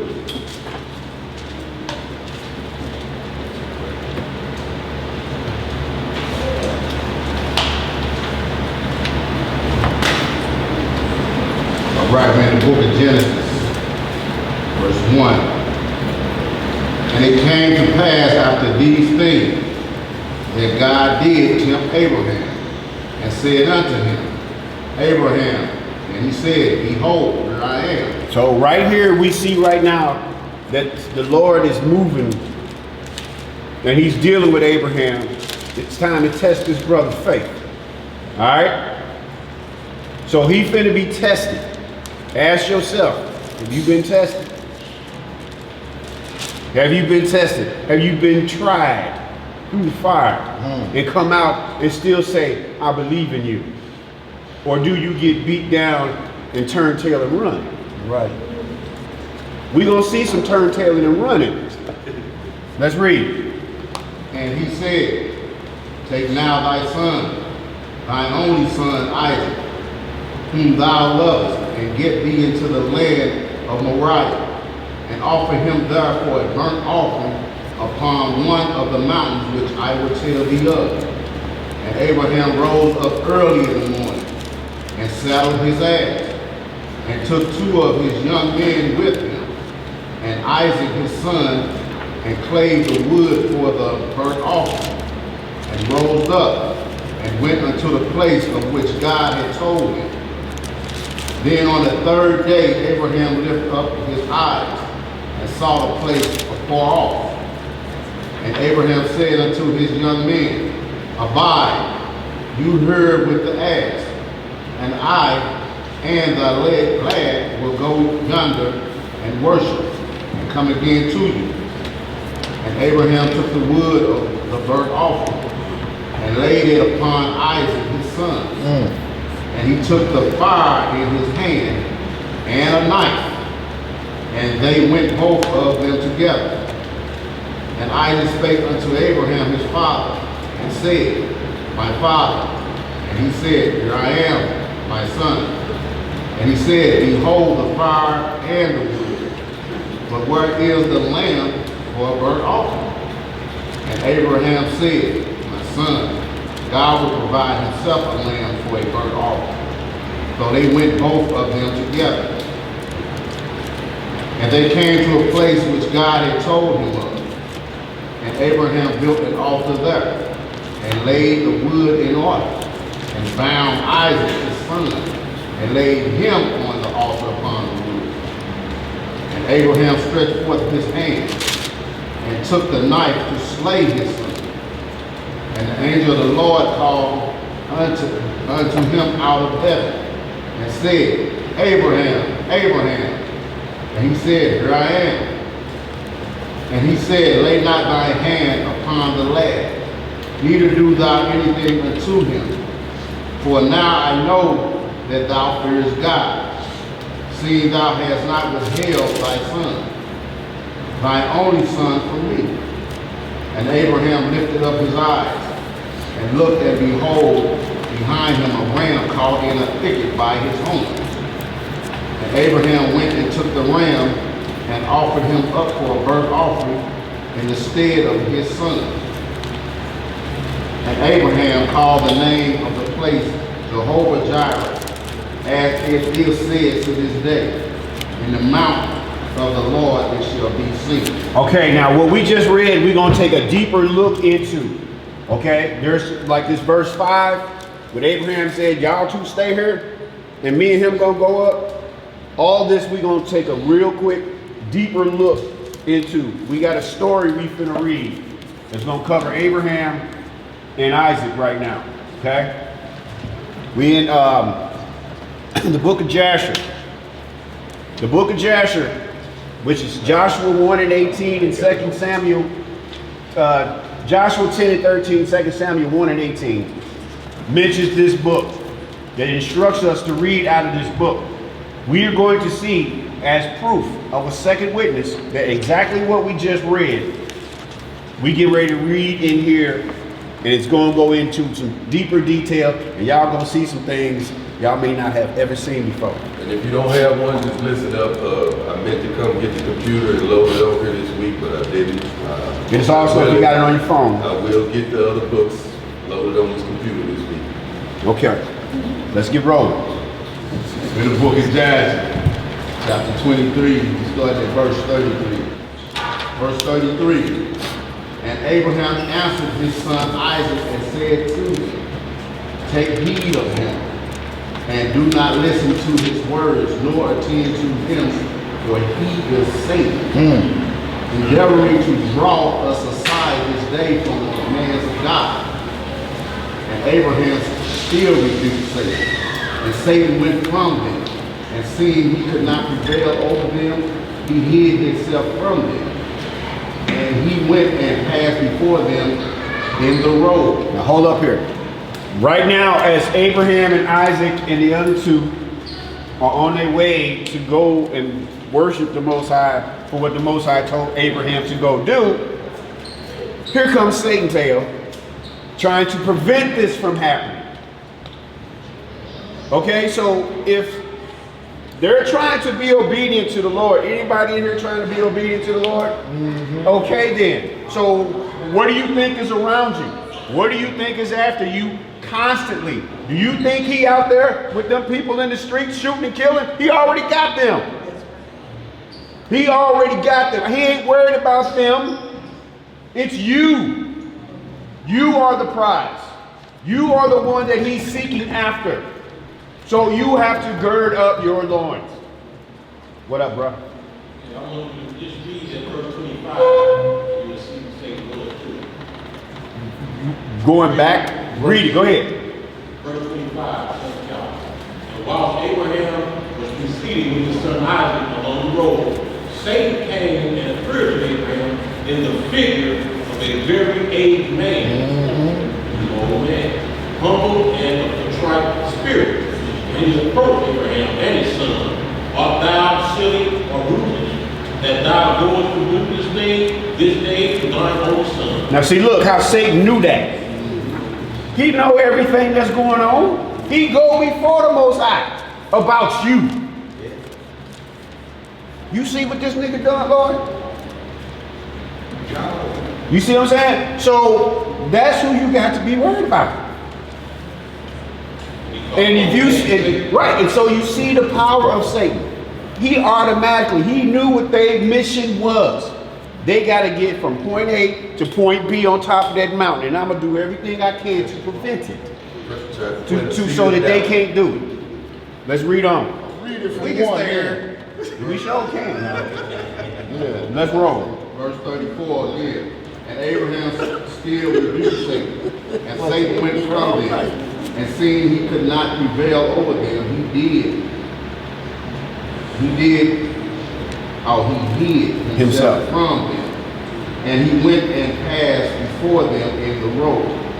And he transformed himself to a large brook of water in the road. Now, remember, if y'all were here when the class that I taught about the infancy of Christ, and we saw that through witchcraft, that boy was changed into a donkey, right?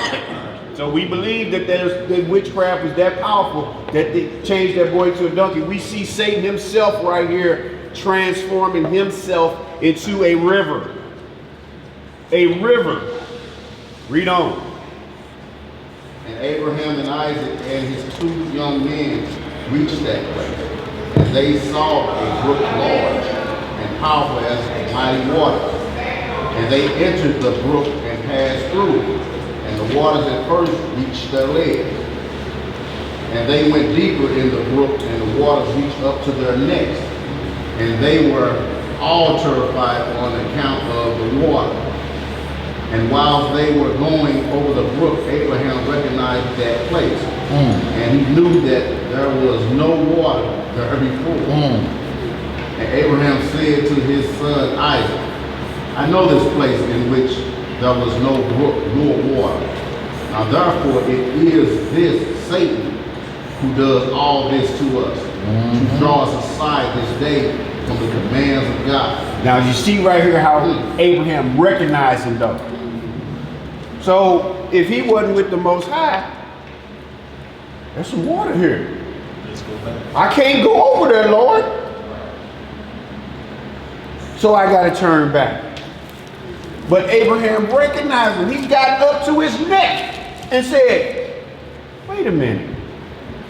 There ain't no river been here before. And as soon as he acknowledged Satan, they standing on dry ground. Read on. And Abraham rebuked him and said unto him, the Lord rebuke thee, O Satan. Be gone from us, for we go by the commands of God. And Satan was terrified at the voice of Abraham. You see that? He was terrified. What type of power do you think he spoke with? His faith. Nigga, I see you. I see you for exactly who you are. And I rebuke you by the power of the Most High. And he was terrified at his words. Read on. And he went away from them, and the place again became dry land as it was at first. And Abraham went with Isaac toward the place that God had told him. And on the third day Abraham lifted up his eyes and saw the place at a distance which God had told him of. And a pillar of fire appeared to him that reached from the earth to heaven, and a cloud of glory upon the mountain. And the glory of the Lord was seen in the cloud. And Abraham said to Isaac, my son, dost thou see in that mountain which we perceive at a distance, that which I see upon it? So as they standing there, there's four of them standing there. Abraham look up at the mountain that they trying to get up to, and he see a cloud with a pillar of fire. He turns to Isaac and says, my son, do you see that, what I see up there? He said, yeah, I see a cloud up there with a pillar of fire in it. Read on. And Isaac answered and said unto his father, I see, and lo, a pillar of fire and a cloud, and the glory of the Lord is seen upon the cloud. And Abraham knew that his son Isaac was accepted before the Lord for a burnt offering. And Abraham said unto Eleazar and unto Ishmael his son, do you also see that which we see upon the mountain, which is at a distance?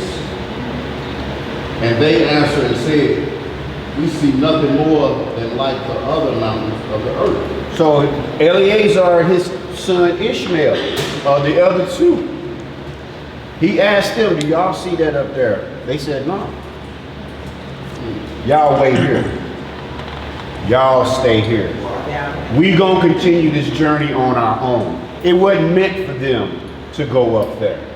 Y'all chill. We'll be back. Read on. And Abraham knew that they were not accepted before the Lord to go with them. And Abraham said to them, abide ye here with the ass, while I and Isaac my son will go to yonder mount and worship there before the Lord, and then return. And Eleazar and Ishmael remained in that place, as Abraham had commanded. And Abraham took wood for a burnt offering and placed it upon his son Isaac. And he took the fire and the knife, and they both went to that place. Now you see here, all what we just went through, this was Abraham's test. He's still going through his test, right? We're going to see a little shift in that test as well, not on Abraham's behalf. Let's keep reading. And when they were going along, Isaac said to his father, behold, I see here the fire and where then is the lamb that is to be the burnt offering before the Lord? And Abraham answered his son Isaac, saying, the Lord has made choice of thee, my son, to be a perfect burnt offering instead of the lamb. And Isaac said unto his father, I will do all that the Lord spoke to thee with joy and cheerfulness of heart. And Abraham again said unto Isaac his son, is there in thy heart any thoughts or counsel concerning it, which is not proper? Tell me, my son, I pray thee, O my son, conceal it not from me. And Isaac answered his father Abraham and said unto him, O my father, as the Lord liveth, and as thy soul liveth. There is nothing in my heart to cause me to deviate either to the right or to the left from the word that he has spoken to thee. Now y'all hear that? Now in these movies, they make y'all think that he ran back to his mama after his father let him go. He was willing to be that sacrifice. Right. And let's not overlook that. Right. And I was talking to him, I missed it, y'all, I'm sorry, but the point I wanted to show with Isaac is that he found out instantly. Soon as they packed up, he asked his daddy, where the lamb at? We got everything we need, where the lamb? The Lord will provide. All right, let's roll. Go ahead. One of the things that I want to reiterate into this is that in reading the books, they were saying that Isaac was not a child. No, he's about 32 years old. I couldn't find his age in here. I knew he's about 32, but I could not just find that scripture to say where it tells you exactly how old he was. Right. See, the movies will show you that he's a little boy about 6 years old, that he could have been handled, that he could have been sacrificed against his will. He could have been bound against his will and offered up as sacrifice. No. A lot of it is because they called him a lad, which lad just means you a fully young man. It don't mean you're still a child. Right. But here's another question. If we could if these men could obey fathers and the Creator, then what? Their men and their brothers still following.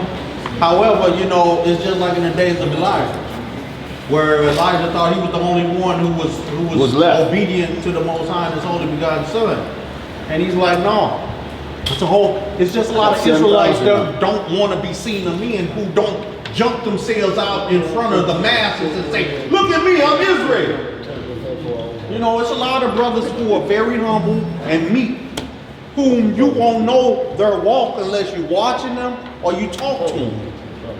Because they're not about, you know, outward appearance. And that was one of the things that kind of separated our house from a lot of other houses, because we do not concentrate on the outer appearance of the cup. We try to get everyone here to focus on the inside of the cup. Cleanse the inside that the outside may appear as clean out as well. So we try not to, you know, there's a lot of brothers don't wear fringes. And that's not bad. That's not a bad thing, you know. There's a lot of brothers that do.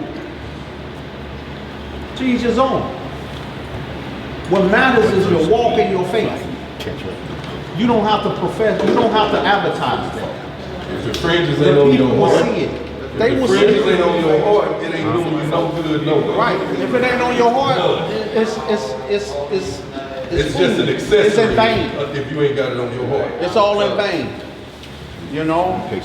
So, you know, we have to concentrate on the spirituality. The order of Melchizedek is the main thing. We can't go back to the order of Aaron. Being in the physical. We have to understand the spiritual aspect of this walk. Right? There's a lot of us that want to be order of Melchizedek, but want to play with Aaron. We want to go back to Aaron. Want to be physical in some aspects, but then spiritual in others. Can't have it both ways. We're gonna be one way or no way at all. But you know, these stories. You can also find these acts of faith in Hebrews 11 in his 66 books. Hebrews 11 breaks down all the faith of all the patriarchs and their wives and all through faith. You know, because at the end of the day, it's about faith in your walk. You know, do you believe? Just like the eunuch, Philip and the eunuch, the Ethiopian eunuch sitting in the chariot, and he wanted to be baptized. He said, man, it ain't the water. Do you believe? That's what it's about. Do you believe? Because he that's coming after is going to baptize in the fire. Mm-hmm. The water has no effect anymore. It's symbolic. We're dealing with the spiritual nature of things now. We have to have it in our heart. Circumcise the heart, not the flesh. Read on. Verse 55. Neither limb nor muscle has moved or stirred at this, nor is there in my heart any thought or evil counsel concerning this. But I am of joyful and cheerful heart in this matter. And I say, blessed is the Lord who has this day chosen me to be a burnt offering before him. And Abraham greatly rejoiced at the words of Isaac. And they went on and came together to that place that the Lord had spoken of. And Abraham approached to build the altar in that place. And Abraham was weeping. And Isaac took stone and water until they had finished building the altar. So Isaac knew now that he was going to be that sacrifice, and he was willing to be that sacrifice. But y'all see, like where the term digging your own grave come from? He's building his own altar to be sacrificed on. What kind of faith is that? What kind of strength is that? I'm getting ready to die here, but I'm glad about it. I'm happy about it. You see that? Let's read. Hold that real quick. When you was talking about something about his strength and faith, hit that Proverbs chapter 24.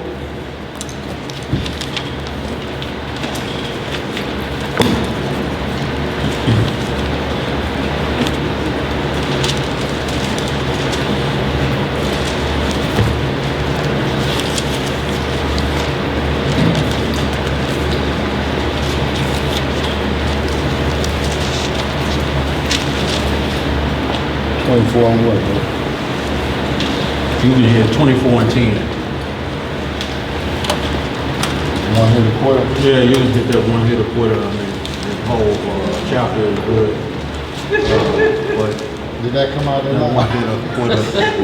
You can hit that one hit a quarter. The book of Proverbs, chapter 24, verse 10. If thou faint in the day of adversity, thy strength is small. Thy strength is small. Your faith has to uphold thee. Because faith is courage, is strength. But if your faith is faint, when you're going through it, I mean, we can hit several other scriptures, you know, about enduring to the end. Got Revelations 20, Revelations 21, 2, 3. Ecclesiastes 9, 11, the race is not to the swift, but time and chance happening to everyone. Matthew 10, you should be hated for my name's sake. But we have to endure to the end. That's where the blessing comes from. And our strength, we're strengthened when we're supposed to be at our weakest point. Joyful in the matter. Okay, go ahead. Verse 59. And Abraham took the wood and placed it in order upon the altar which he had built. And he took his son Isaac and bound him in order to place him upon the wood which was upon the altar, to slay him for a burnt offering before the Lord. And Isaac said to his father, bind me securely, and then place me upon the altar, lest I should turn and move and break loose from the force of the knife upon my flesh. And thereof profane the burnt offering. And Abraham did so. So right here we see that Isaac, as he wanted to be this perfect offering for the Most High, he said to bind me tight, so that even when the knife come in, my body don't jerk and I get scared and try to move away. Mess it up. I want to be that perfect of this offering that he's willing to lay down his life for. The Lord, I'm finna do this. But he said that he didn't even want to get scared and flinch. So you see how willingly he just found this out. Lay down his life for it. Earlier, he waiting, there's going to be a ram coming sometime soon. Somewhere the Lord going to provide. And then you find out right in on the spot, you done journeyed all the way up there, everything that you did, you done got up there and said, It's you. you are the sacrifice. read that though. He said, How many of us would have been like, But this the mindset we all should have. we all should have. but that's what we say. We all should have that mindset. So again, this is about strength. This is about examples of strength that you can look to and say, my forefather did this. My forefather did this. If he did it, I can do it. Right. That's the attitude you're supposed to have. That's the attitude you're supposed to have. You're supposed to be able to say, because what is the reward, y'all? Something that we ain't never had. Something that we ain't never had. We don't all have money to do everything that we need and all our needs are met. But he's telling us, you make it to me, you ain't got to worry about it. I'm trying to make it to him. I speak as a man today, telling y'all, this is what I'm trying to do. Don't get in my way. I'll run right over you. Because I'm concerned about me. And I'm concerned about y'all as my people. Let's keep reading. Verse 62. And Isaac still said to his father, O father, when thou shalt have slain me and burnt me for an offering, take with thee that which shall remain of my ashes to bring to Sarah my mother, and say to her, this is the sweet smelling savor of Isaac. But do not tell her this if she should sit near a well or upon any high place, lest she should cast her soul after me and die. Okay, we're gonna hold that right there and keep moving. But you see how the love that he even had for his own mother to say, take my ashes to my mama and tell them, here's your son. This is what your son did. He offered himself up for a burnt sacrifice to the Most High. Hit that Mark chapter 8 and 34. What's in this Mark? Mark chapter 8, 34.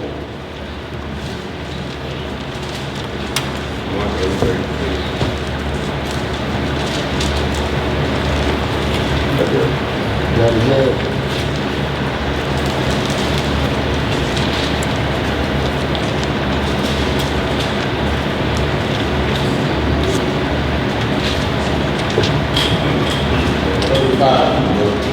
Yeah, we're gonna read that on down, bro, because it's important.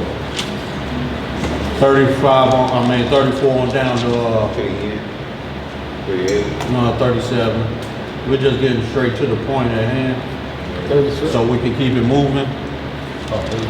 Verse 34 through 37. Mark chapter 8, verse This is gonna 34. go with this. Well, he was just reading out of the book of Jasher. I'm sorry, with dealing with Isaac and his love for being the perfect sacrifice for the Most High and his only begotten Son. And this is Christ talking. Both of y'all. Read on. Mark chapter 8, verse 34. And when he had called the people unto him with the disciples also, he had said unto them, whosoever will come after me, let him deny himself, and take up his cross and follow me. For whosoever will save his life shall lose it. But whosoever shall lose his life for my sake and the gospel, the same shall save it. The same shall save it. So what was Isaac prepared to do? Save his Give up his life for the sake of the gospel. Because he knew that he would save it in the end. Because he was promised the covenant of his forefathers after this sacrifice. It was all oracle law. Oral law then before Moses brought it down in written form. And it was passed on generation after generation. What's up, Getty? Shalom, Getty. Shalom, and a great second witness to that would be Philippians chapter 1. There it is. To live is Christ, and to die is gain. Yeah. That's right. So he's saying that he that shall lose his life shall save it, if he's doing it for the sake of the gospel. Because you know you have a promised inheritance. But one that's going to try to save his life, he's going to lose it anyway. Because it's appointed to every man to die once. Right. Then the judge. Some men may die twice. Verse 36. For what shall it profit a man if he shall gain the whole world and lose his own soul? Or what shall a man give in exchange for his soul? Okay, we'll go back to that. Just wanted to hit that and show the relation that Isaac was giving up. It wasn't just for self-gratification, for some secret and private agenda. But he knew, because his father taught him. As a youngster, Abraham taught them. Let's switch to Melchizedek taught them. Let's move It was in his inward parts. Right. So he understood. In order to gain everlasting life, I had to give up earthly life. There wasn't no problem with him. He was prepared to do that. Or we always talk a good game, man. Boy, sharpen it up now. I'm ready. Oh, you really? You really ready? I'm telling you, I ain't ready. I got a lot of get right to get. Right. I got a lot of get right to do. I ain't ready. I'd be lying to you if I told you I was. I am not ready. We move to Genesis 25, 19 through 26.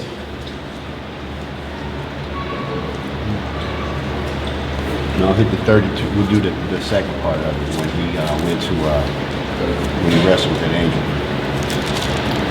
We're going to do chapter 32, 22 through the end. What are you going, Genesis? Genesis 32. We're going to show what Isaac went through, what Israel went through.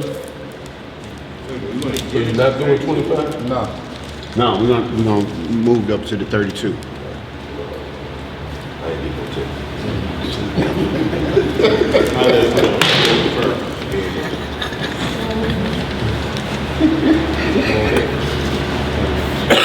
But we're going to have to be very vigilant in these last days, because there's going to come some times that's going to befall us, those of us who are following the Christ. Things are going to befall us that's serious.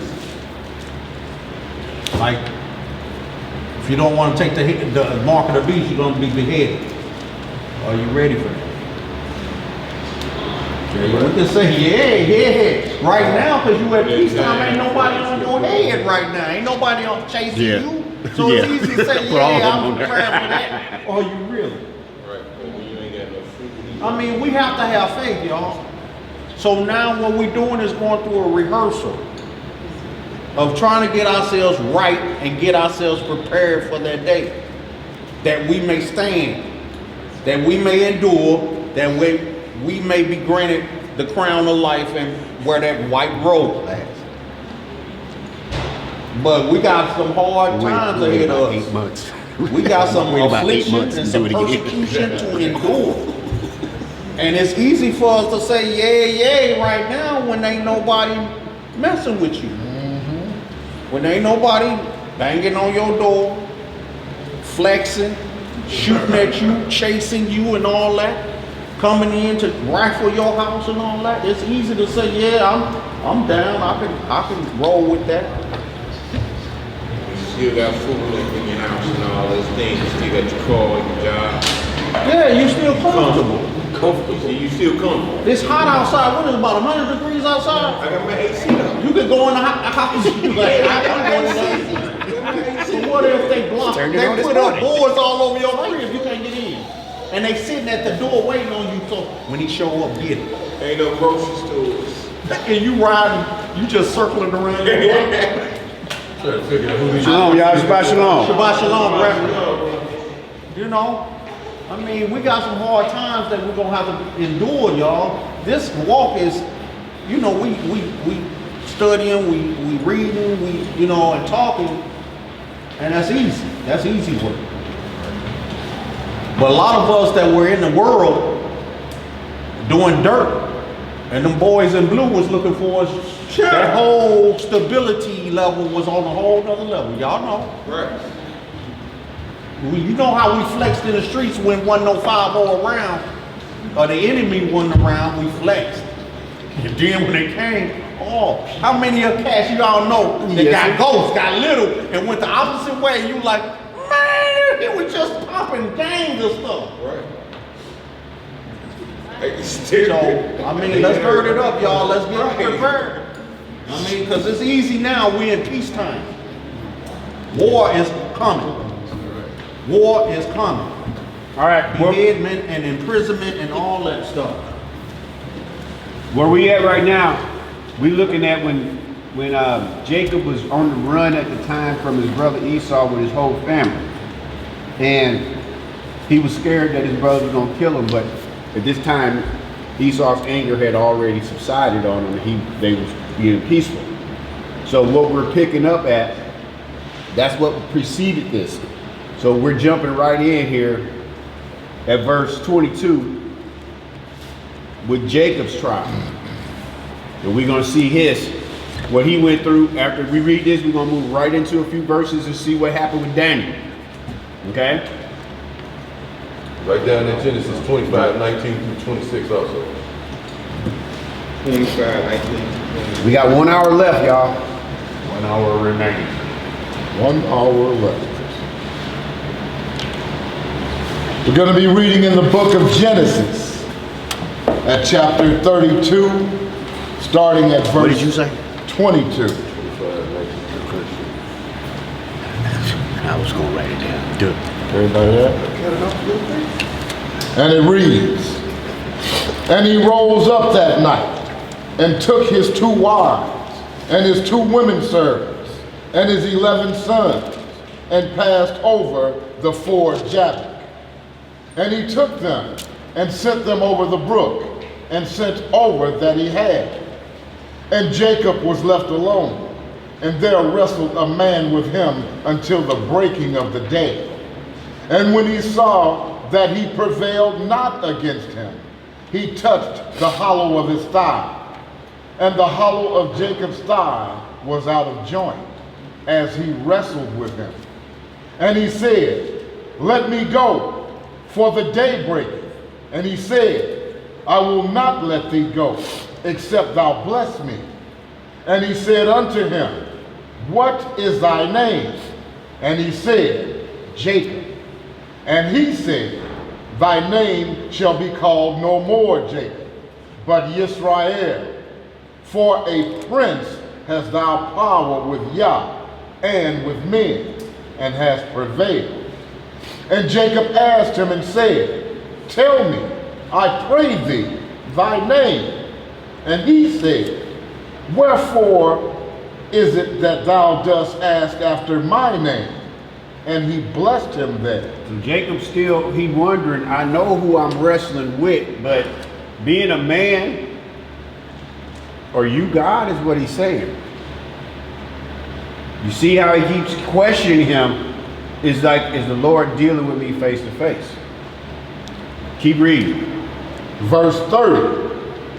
And Jacob called the name of the place Peniel, for I have seen Yah face to face, and my life is preserved. So when he now knows that this is not the Lord himself, but an angel that I'm wrestling with. So now when he says, I have seen the Lord face to face, he's saying, I know the existence of him is real. That's right. Here is the example. This is an angel. This is what he means by seeing him face to face, that I know that his existence is real. Keep reading on. Verse 31. And as he passed over Peniel, the sun rose upon him, and he halted upon his thigh. Therefore the children of Israel eat not of the sinew which shrank, which is upon the hollow of the thigh, unto this day, because he touched the hollow of Jacob's thigh and the sinew that shrank. Okay, let's move on to Daniel 6:10. 16. Yeah.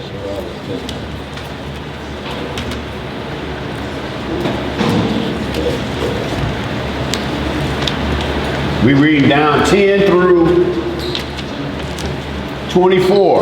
We're seeing here a trial in which Daniel faced, and the Lord delivered him.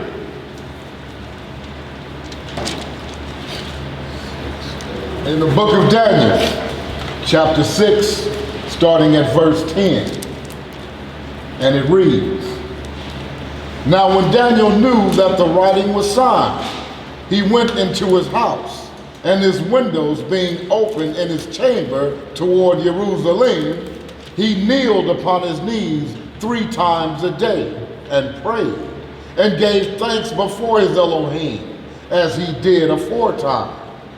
Then these men assembled, and found Daniel praying and making supplication before his Elohim. Then they came near and spake before the king concerning the king's decree.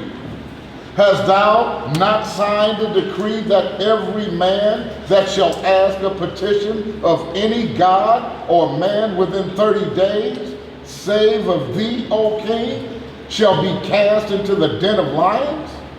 The king answered and said, The thing is true, according to the law of the Medes and Persians, which altereth not. Then answered they and said before the king, that Daniel, which is of the children of the captivity of Judah, regardeth not thee, O king, nor the decree that thou hast signed. But I'm sorry. Go ahead. What happened, where we see here, the king had already made a decree. And some people, his people, hating on Daniel, seeking to set Daniel up. But they got their ducks in a row the way they do it. First of all, they want to catch Daniel tripping. Then they can report it to the king, that king, what you say, he ain't doing. What you gonna do about it? And what we're gonna see here is that the king made this decree. He forgot about Daniel when he made the decree to give him an exemption. Because when we're gonna see that he was mad at himself. Because by him forgetting to make an exemption for Daniel, because he came to believe in our Most High. He saw him to Daniel, your God, your God, your God, your God. So when he made that decree, he forgot to exempt Daniel. So when they checked him on it, you got to put this nigga down. Because he said he was mad at himself about his decree. So he's got to go through with it. That's why Daniel's going to get cast in the lion's den, because they caught him and say, you got to do this. And he has to do it because he's king. Read on. Verse 13 from the top. Then answered they and said before the king, that Daniel, which is of the children of the captivity of Judah, regardeth not thee, O king, nor the decree that thou hast signed, but maketh his petition 3 times a day. Then the king, when he heard these words, was sore displeased with himself. See that? And set his heart on Daniel to deliver him. And he labored till the going down of the sun to deliver him. So he's thinking, how can I get Daniel out of this? See, this wasn't the king who was hating on Daniel. This was the king's people. And the king is still thinking all night long, how can I get Daniel out of this situation? See, certain things you're not going to be subject unto if you're obedient to the Most High God. He's going to deliver you from those things. See that? You know, certain decrees, unjust decrees, which are made by unrighteous kings and everything, the Most High will deliver you long as you're obedient into His law.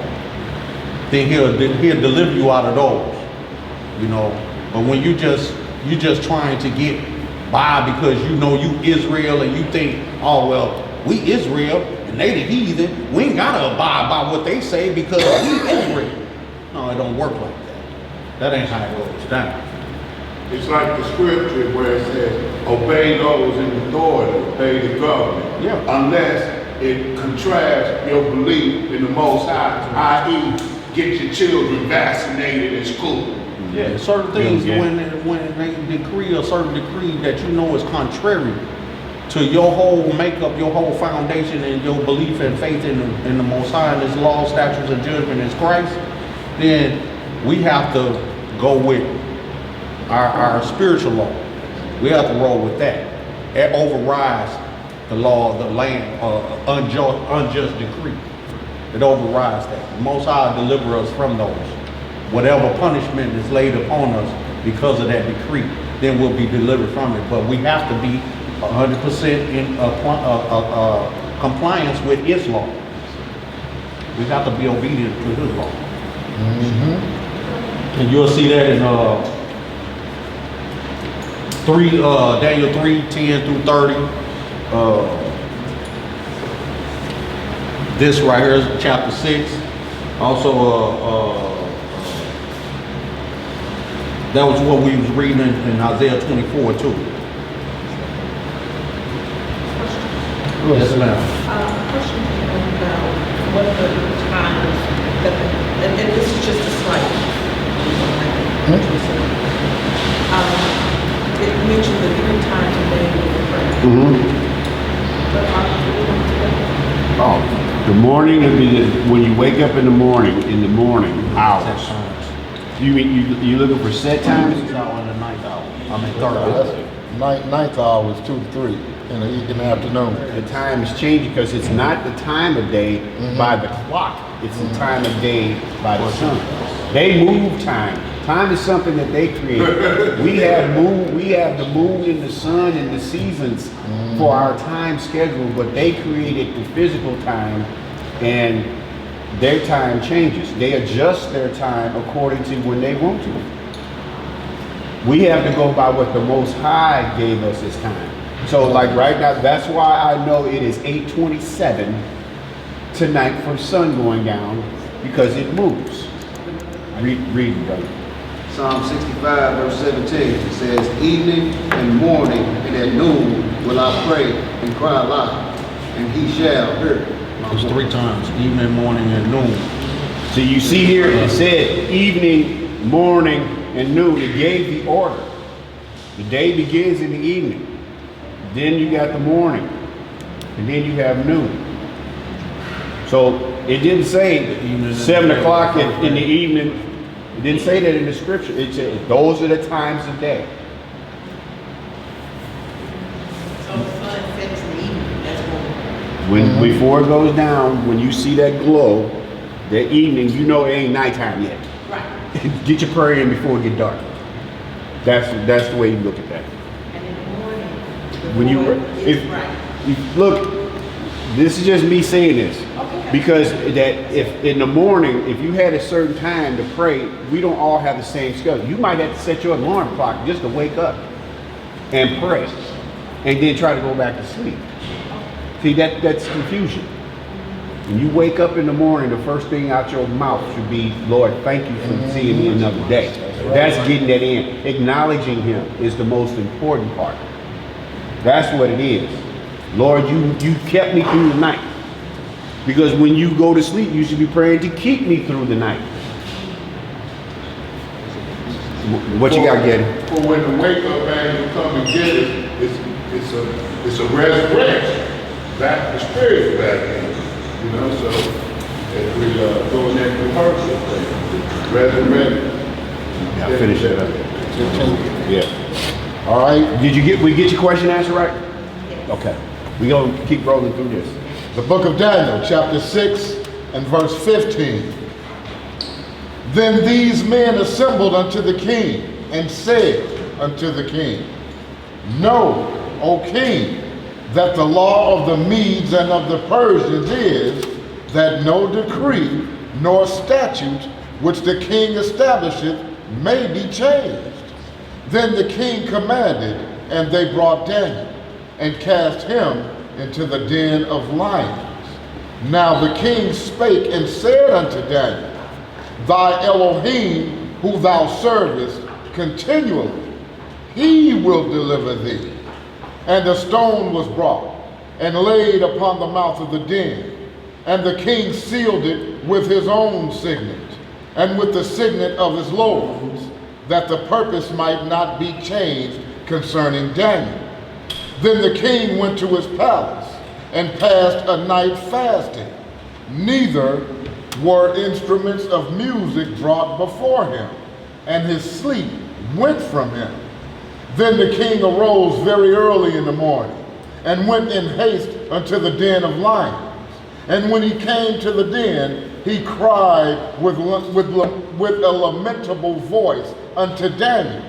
And the king spake and said to Daniel, O Daniel, servant of the living Elohim, is thy power, whom thou servest continually, able to deliver thee from the lions? Then said Daniel unto the king, O king, live forever. Daniel, the king didn't know if Daniel was alive. And you see how he had to get all his expression of Daniel and the God that he serves out. That long introduction that he got out before he even knew that Daniel was still alive. And he waited, and that's what Daniel answered him. Okay, the king believed. The king knew who Daniel was. He fasted all night and prayed for Daniel. But he wasn't of the nation, and he didn't follow after. You see how Daniel brought him to the Lord. That's right. Daniel brought him to the Lord. Finishes off. Verse 22. My Elohim hath sent his angel, and hath shut the lions' mouths, that they have not hurt me. For as much as before him innocency was found in me, and also before thee, O king, have I done no hurt. Then was the king exceeding glad for him, and commanded that they should take Daniel up out of the den. So Daniel was taken up out of the den, and no manner of hurt was found upon him, because he believed in his Elohim. And the king commanded, and they brought those men which had accused Daniel, and they cast them into the lion's den. Them, their children, and their wives. And the lions had the mastery of them, and break all their bones in pieces, or ever they came at the bottom of the den. So they couldn't even run and hide. They couldn't even have a hiding place in there. So you see what the haters of God, what happened to them. Daniel was cool. Yeah. I'd have been scared too though in there. But the fact of it was, he had his faith that he stood on. We're going to look right now at some who didn't.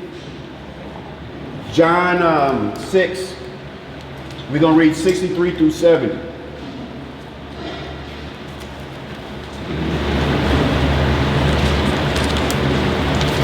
Book of John, chapter 6, verse 63. Is everyone there?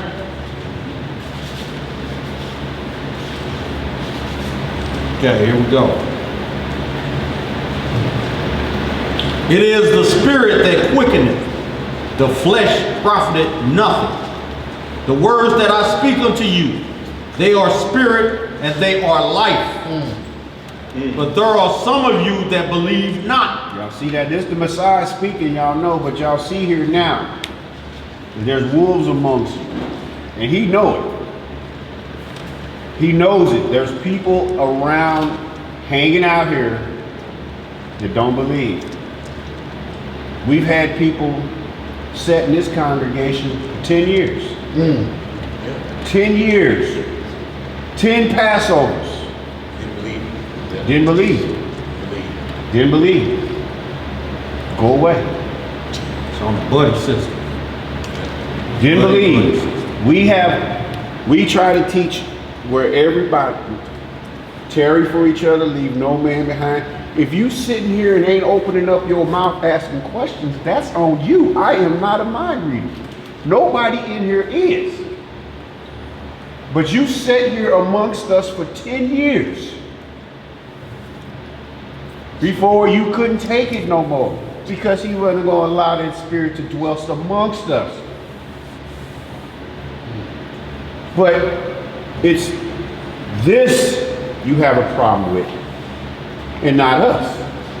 But when you hear it that way, don't blame the brother because you don't agree with the scripture. Your problem is not with me, it's with the Most High. And the fact of it is, y'all, have everybody understood everything that we read here today? We've explained it, it's plain. So if you don't understand it, you either raise your hand and say, I don't understand, or you just don't get, or you don't believe it. If you don't believe it, beat it. Bottom line, it's the bottom. There's people who, just like the school teachers say, look, little Billy, you're interrupting my class. There's others in here who do want to learn. If you do not want to learn, right? Shut your mouth so that others can. Right? Now, let's get into this. Keep reading. 64. 64. But there are some of you that believe not. For Yahushua knew from the beginning who they were that believed not, and who should betray him. And he said, therefore said I unto you, that no man can come unto me except it were given unto him of my Father. So there's people that are hanging around for the good times, for the feast, for the lamb, for the wine. Joseph the daddy. Right. But they running around amongst us. But I say to you all that I always pray. When I say I pray for you all, I pray for us as a family, as his body. And that he bless us, be with our children. Our brothers and our sisters and our children. But the people that are around or that are planning or outside plotting to come around, Lord, keep us from that. Don't worry. Search the hearts of anybody that's in, everybody that's in here, including mine. If they are in here amongst us and we are unaware of it, Lord, move them out the way. Hey, hit that Ezekiel 20. Ezekiel chapter 20, verse.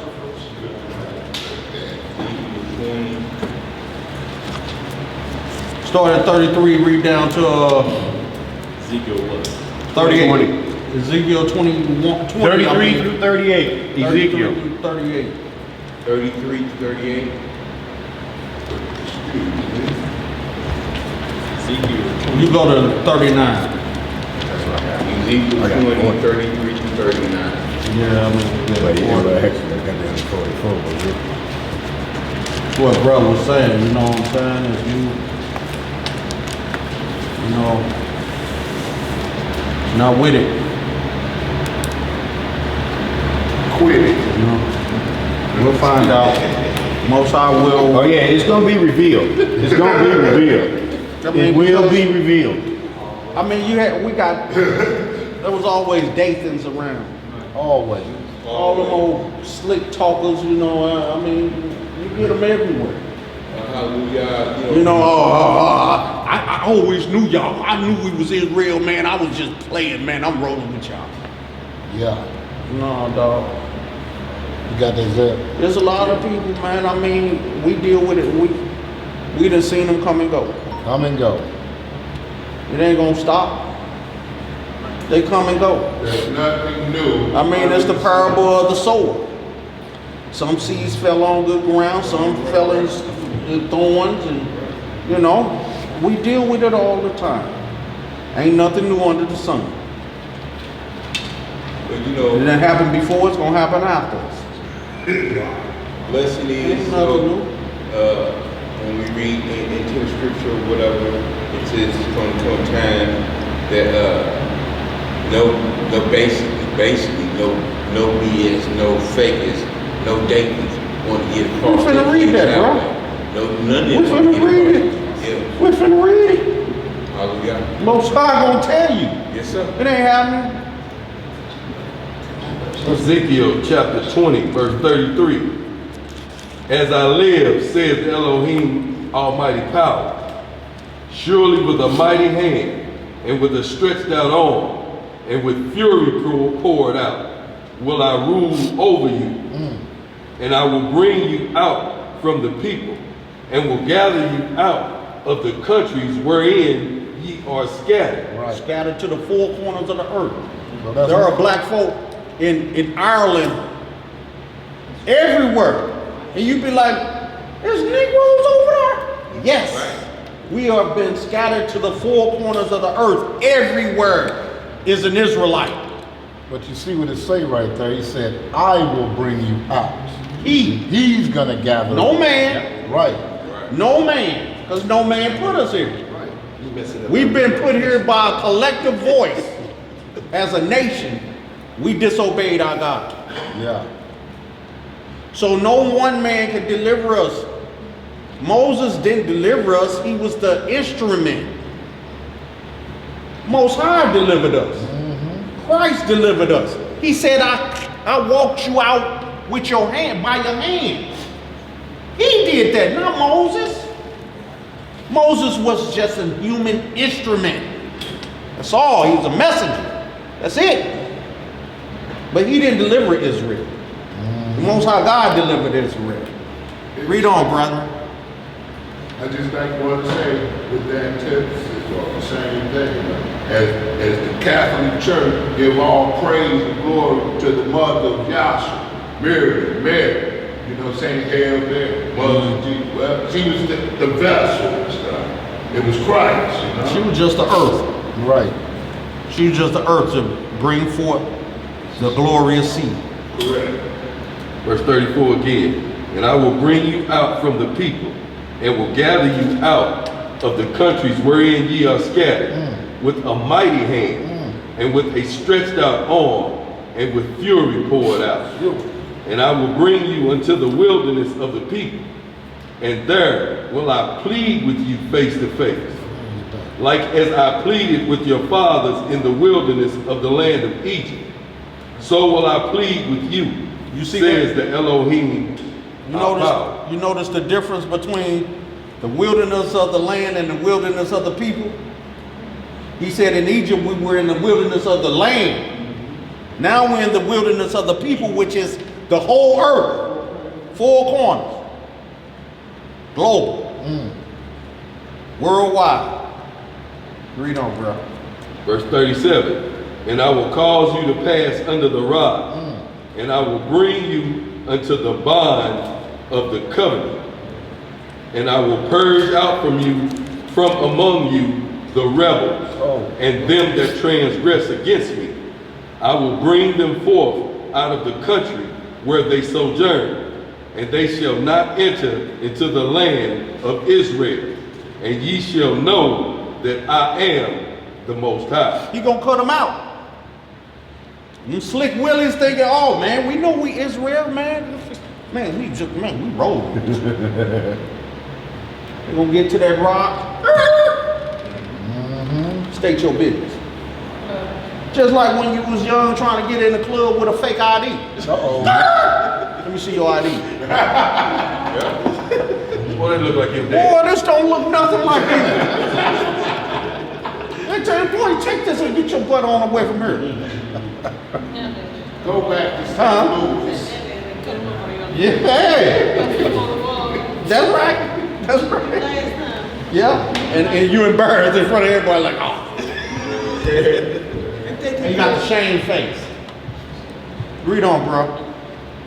You want to do 39? Yeah, hit that 39. As for you, O house of Israel, thus saith the Lord God, go ye, serve ye every one his idols, and hereafter also, if ye will not hearken unto me, but pollute ye my holy name no more with your gifts. Your what? And with your idols. With your gifts and your idols. They're them gifts, or them gifts, boy, can pervert the soul. All them gifts perverse judgment. That's what the Levitical priests were doing, and you read the book of Malachi and Micah. He says that people were supposed to learn knowledge at the lips of the priests. But they profaned it by taking bribes and gifts and wanting to sleep with all the women in the congregation. They defiled and polluted the sanctuary.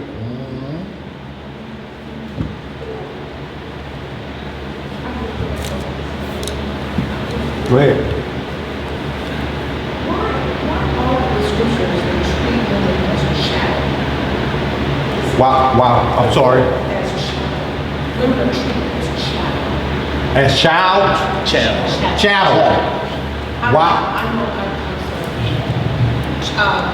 Property. She's saying property. You say, My fault. really? So, What was that you just said? Property. You said women are you property? said because As far as biblically speaking, a man has to take care of his wife. She is a partial property. She is her. You have to be clear in how you state that, That's why I right? said that's Because someone may take it as you saying a woman is a property and of no value in human existence. That's why I slowed myself down. Yeah, you Let me correct phrase that. that right scripturally. So, you know what I'm saying, it come off right, that's why I step back. No, she's a help me. She's no property. Exactly. She's a help me. But you know what, Elijah? But bro, There's some brothers that do believe that woman well, I don't care belongs what to they them. believe, property. they need to know according to what the Most High say they are. Exactly. That's We what don't I'm go talking by about. our own understanding of what a woman is, a help me. Now, and it also says that she has no power over her own body, neither does the husband. So what does the husband become under that pretense? What are you talking If the woman, if you say this, that a woman is property, then you also become property. Right. But you were making a statement, sister, about why is it that, as I look at the scriptures, all men look at women as being property. They're property, give and take. Yeah. There are many women that are in the scriptures and that were queens over nations that were not married. Many women that were queens that ruled the nations. But it was through, and then, okay, let's go over that. Are you talking about in Israel or just in general? There were several in Israel because they Yeah, had there were their women own queens and land. there were prophetesses in Israel. Prophetess. But what is the point you're making about women being cattle? My question is, it keeps coming up how women are property, or chattel, are property of men. And I was trying to, I'm not, what do they call it? Well, I mean, there's a natural order to everything that the Most High has ordained. Yes. However, you know, she has become the weaker vessel. She is the weaker vessel of the man, and she was the one who transgressed first in the garden, who wasn't Adam. So according to that, then she's been placed, she's permanently placed in a certain position under the man. And the man is to rule over her like Christ is to rule over man. And the Most High rules over Christ. It's a natural order. And she rules over the children. So nothing is taken out of context and no confusion. Okay? But no woman is to be treated like an animal. That's nowhere it's written. However, when a woman presents herself as a whore and a dog, then she's going to get exactly what she presents herself as. That's why this law tells us that no, we should not take in the hire of a whore or the price of a dog. Should not come into our congregation. That's madness. That's perversion. It's wickedness. And it drives away the heart of Israel from worshiping the Most High God in true, pure form. Okay? So in that, then, but see, there was a righteous whore who committed herself unto the faith of Christ and his messengers and everything. And so she has a name in Israel in memorial because of her deeds, her righteous deeds. That doesn't mean that every whore has, you know, a place. You know what I'm saying? But, you know, but it's the same way for a man. If a man transgress and he brings himself to a lower state, then he's no better than a whore or a dog. If a man returns to his folly, it's a dog returning to his vomit. So whatever goes for that woman goes for that man as well, especially if he's a husband, because he's supposed to be her cover. Yeah, I understand. So he's a double whammy for him, because he's teaching her an unrighteous way of living, an unrighteous way of being changed to her true husband, which is Christ. So, but I haven't, you know, but just like today, sister, you have men that's going to treat women unrighteously, and same likewise, women treat men unrighteously. You have women with foul mouth that want to go against the grain with their husband, that want to wear his boxer drawers, you know, and present themselves like they carrying what a man carries. So you have it on both sides. You have men who have relinquished their manhood to the woman. So you have it on both sides. You have a dog on both sides, a cow or whatever you call it on both sides. So you're saying it's how the righteousness of if she carries herself in a holy manner. Yeah, like Proverbs 31. If she's a virtuous woman and she carries herself as a virtuous woman, no, that doesn't mean that she's without any kind of faults, that she's sinless. But she knows how to conduct herself as a woman, a chaste woman. She doesn't disrespect her husband in public places. She keeps the order. She keeps order. She understands when to be quiet and not unruly. The Proverbs says that, you know, such as a gold snout in a swine's a gold ring in a swine's snout is such as a fair woman without discretion. Just because she beauty, we done seen them. Beautiful women, loud and out of control, like, she ugly now. Men too. Men too, it's on both sides. Yes. You know, but it's nowhere written that a man should treat a woman any less than a human. There's nowhere written. But see, that's the thing too. Like I was telling bro, you know, I done heard some of these younger bros talk about, you know, that's my wife, because my is a possessive pronoun. My car, my dog, my house, my wife, that's my wife of 25 years. My best friend, I love her. She is not my property. She's my helpmeet. Anywhere I fall short, I don't even have to trip. I know she's there. She got me. And I got her. That's why I got one. I can't take two. It's enough dealing with one. But when you find the right one, you're willing to deal with whatever. You have to make somewhat of a compromise at times, because somebody else, it's long suffering, trust me. But you have to keep her feelings on your mind, so you just don't do the things that you want to do regardless of how she feels about it or how it makes her feel. You have to be considerate. I have to love my wife. I love my wife. As yourself. Right, you can't hate your own flesh. You understand? You're doing yourself. Exactly. And that's my thing, and that's why I say, you know, and I'm so happy to be able to say I've been married 25 years, a husband and one wife, raised two beautiful daughters, both of them grown and gone. Got their own. Deacon. So, yeah. Don't start that. But I don't view my wife as my possession, even though I know she belongs to me. I don't have to tell you that. I don't have to tell her, woman, you mine, shut up. No, I'll be like, come on, girl, stop. I'm asking her to stop, because she keep talking. But then I go in another room, she's still in there talking. But I know that's just the nature of a woman from my past experience.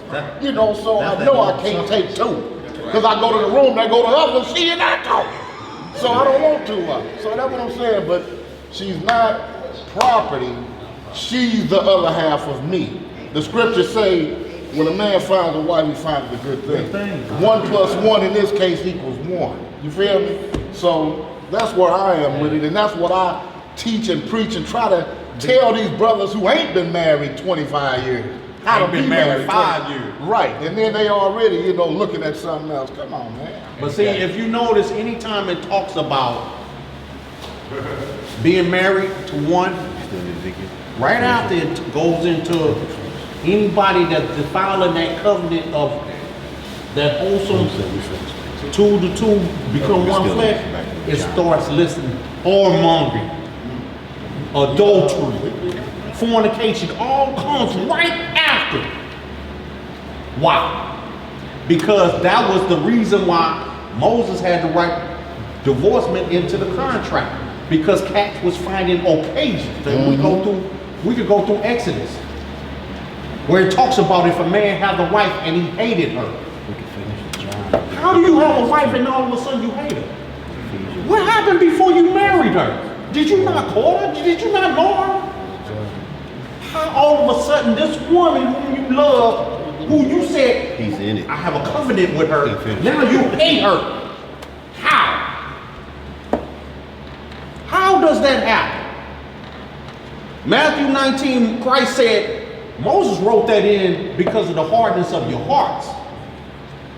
You were finding occasions to put away your wives. Any old occasion, oh man, she won't do this, but what really was happening, they were looking at another. They was coveting somebody else's wife. Yeah. Ooh. I ain't got that. They took to take on. So, cats start finding occasions. But see, here's the problem. The problem lies with if you ain't made your first marriage public. Marriage is supposed to be a public announcement where everybody knows who your wife is. So no man come in and say, oh, like her. No, man, she take it. So back in the day, they wore bracelets. A man had given a dowry. Girl, I like you. Token of my love. So now we have promise rings and rings, which are the same cases of back in the day, they put bracelets on the women or put a ring in their nose. They gave a dowry. They paid the mama or the daddy money. Is cats doing that now? No. They come into the crib with a pack of sunflower seeds and a blunt.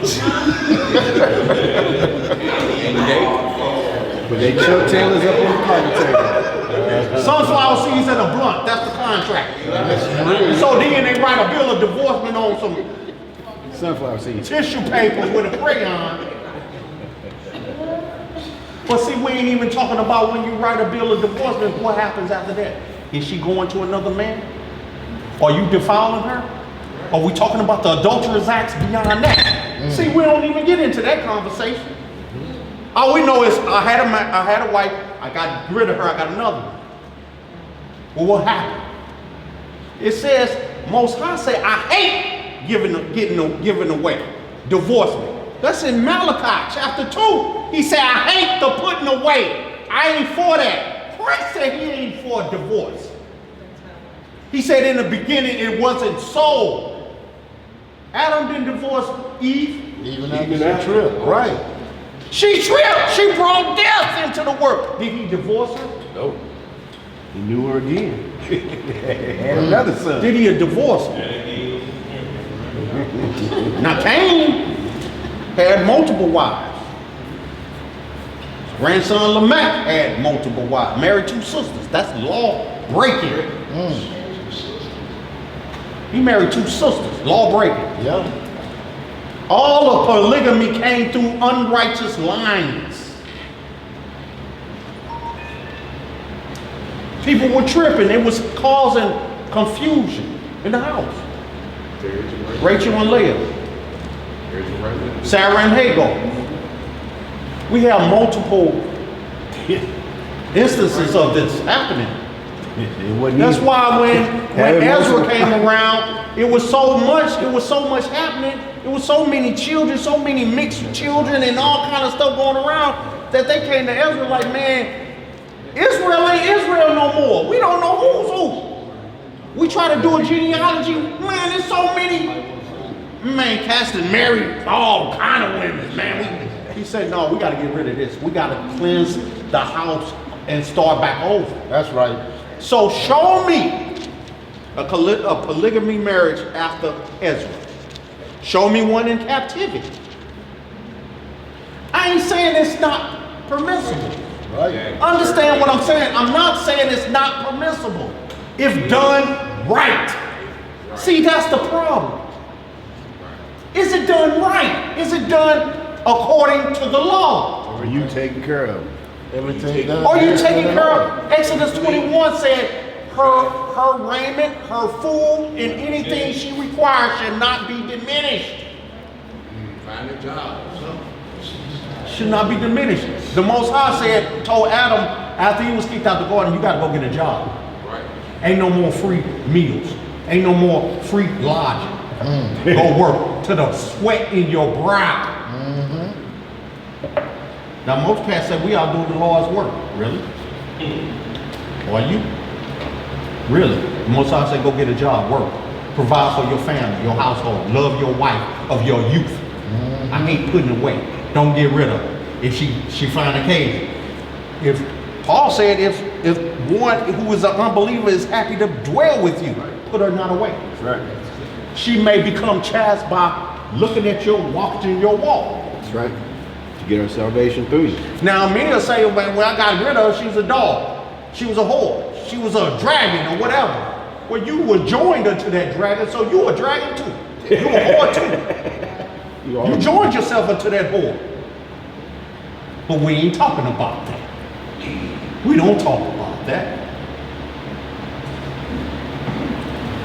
We got to stop finding occasions and enabling our brethren to do what they want to do, and then placing the name of the Most High God on it, and saying, "Oh, it's cool." No, it ain't cool. Ain't nothing cool about it. There's this place in the scripture where it talks about a ketubah. A ketubah in Proverbs.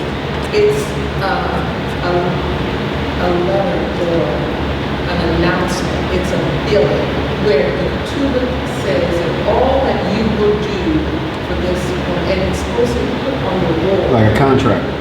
It's a contract.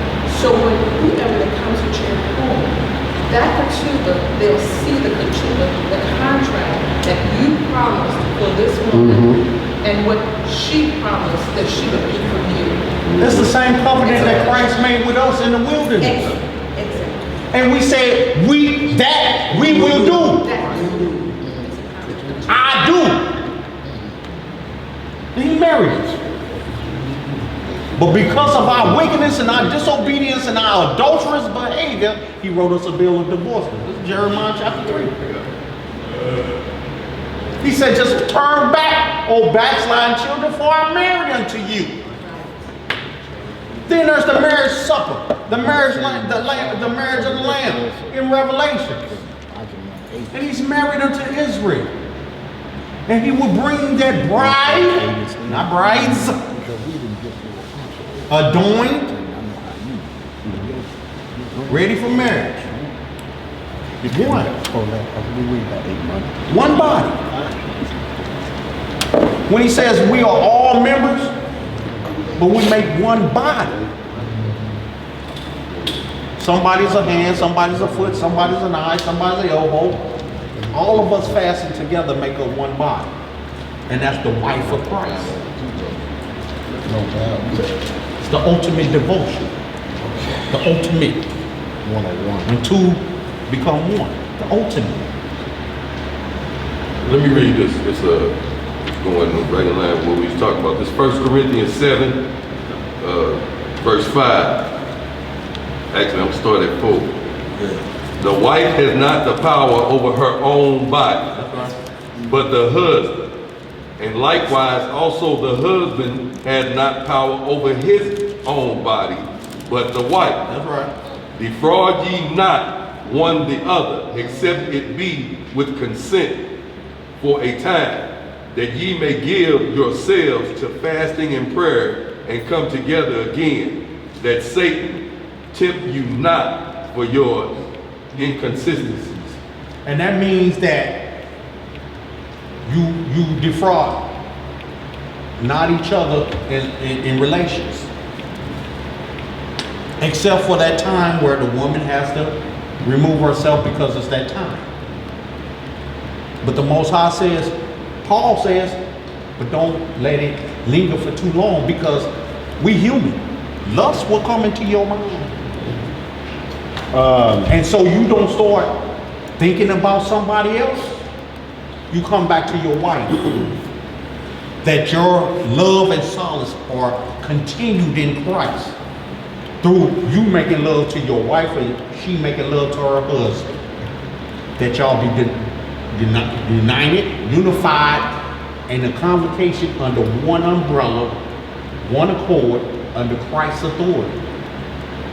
Evenly yoked. If you all look in the lost books, you'll find the story of Paul and Thecla. In the story of Paul, I wanted to teach on this, but it's a lot of it is above me. I'll say it that way. To have to break, some of the things in there are going to be hard to break off. But the fact is that Paul had came to town. Thecla was a sister who was espoused to the prince. She was finna get married. Paul came to town and he was preaching next to her where she stayed.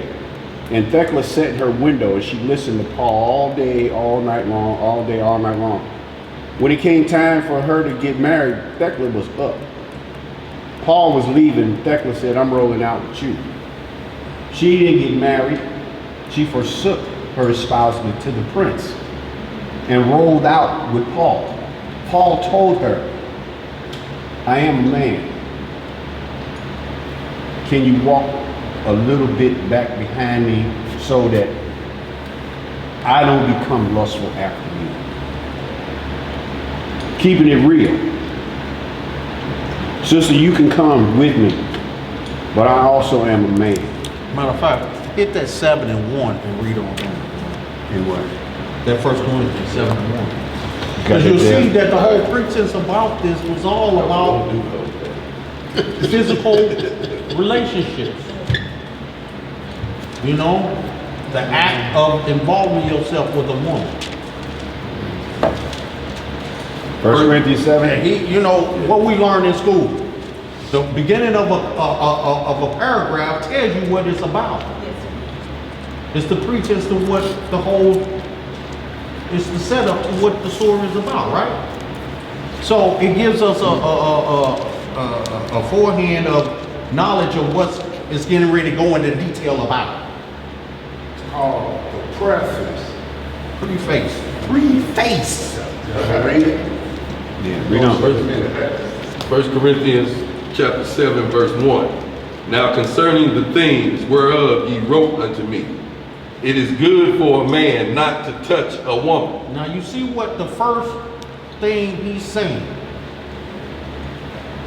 It is good for a man not to touch a woman. So we're dealing with touching women. We're talking about some physical contact right now. Read on. The second witness is the testament of Reuben. He warns you about dealing with wine and women. Verse 2. All the patriarchs. All of them. Every last one. It wasn't just Reuben. Every last one. That's been a problem in Israel forever. Look at what Judah did with Tamar. Verse 2. What Judah do with Tamar? His daughter-in-law.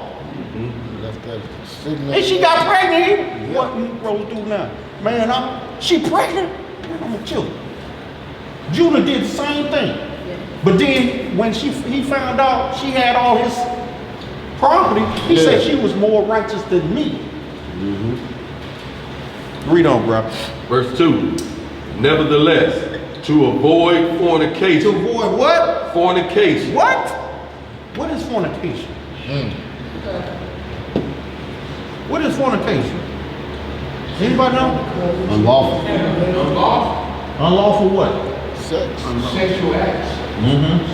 Okay, so we talking about physical contact, right? Okay. Matrimony, all that. Okay, read on, bro. Fornication is T4202. What it say? Illicit sexual intercourse. Illicit. Adultery. Oh. Fornication. homosexuality, lesbianism, intercourse with animals, sexual intercourse with a close relative, We get knee deep. sexual intercourse with a divorced man or woman, metaphorically, the worship of idols. Both. Spiritual. Spiritual aspect and the physical aspect. Yeah. Read on, bro. So now we know what fornication is, right? I think that pretty much said it. What it's talking about. Doesn't say with yourself. Is that in there? With Hold yourself. on, let me go. Let's see. Well, that would be an illicit sexual intercourse. They don't need a woman, they take care of themselves. That's illicit sexual intercourse. That's illicit. That's not permissive either. So masturbation falls under that. Masturbation falls under that. That's very illicit. Yeah, that's a sin. Don't look at me like I did it. Turn the camera around. Don't Don't do the sister like that. Don't do that to the sister. 1 Corinthians chapter 7, verse 2 again. Nevertheless, We get some understanding here. nevertheless, to avoid fornication, let every man have his own wife, What? and let every woman have her own husband. What? Let the husband render unto the wife due benevolence, and likewise also the wife unto the husband. And that's sexual intercourse at the time. It also means self-witnesses. Huh? Wife alone, husband, it also means self-witnesses. I can't hear you, sister. She's asking that the own wife is meaning several wives, even though he got one. I mean, Own wife. Now, if you have several wives, then you must take care of each one of them accordingly.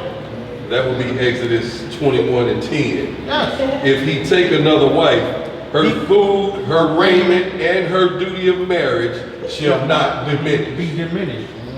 Exodus 21 and 10. That's the law. it means you can't have one that you're treating better than the others. No. You know, And then like- if you have babies by them, There's and you still no hate baby. one, if the one that you hate have the baby first, that baby is heir to all you have, regardless if you hate his mama or not. That baby gets Firstborn. everything you got. Firstborn.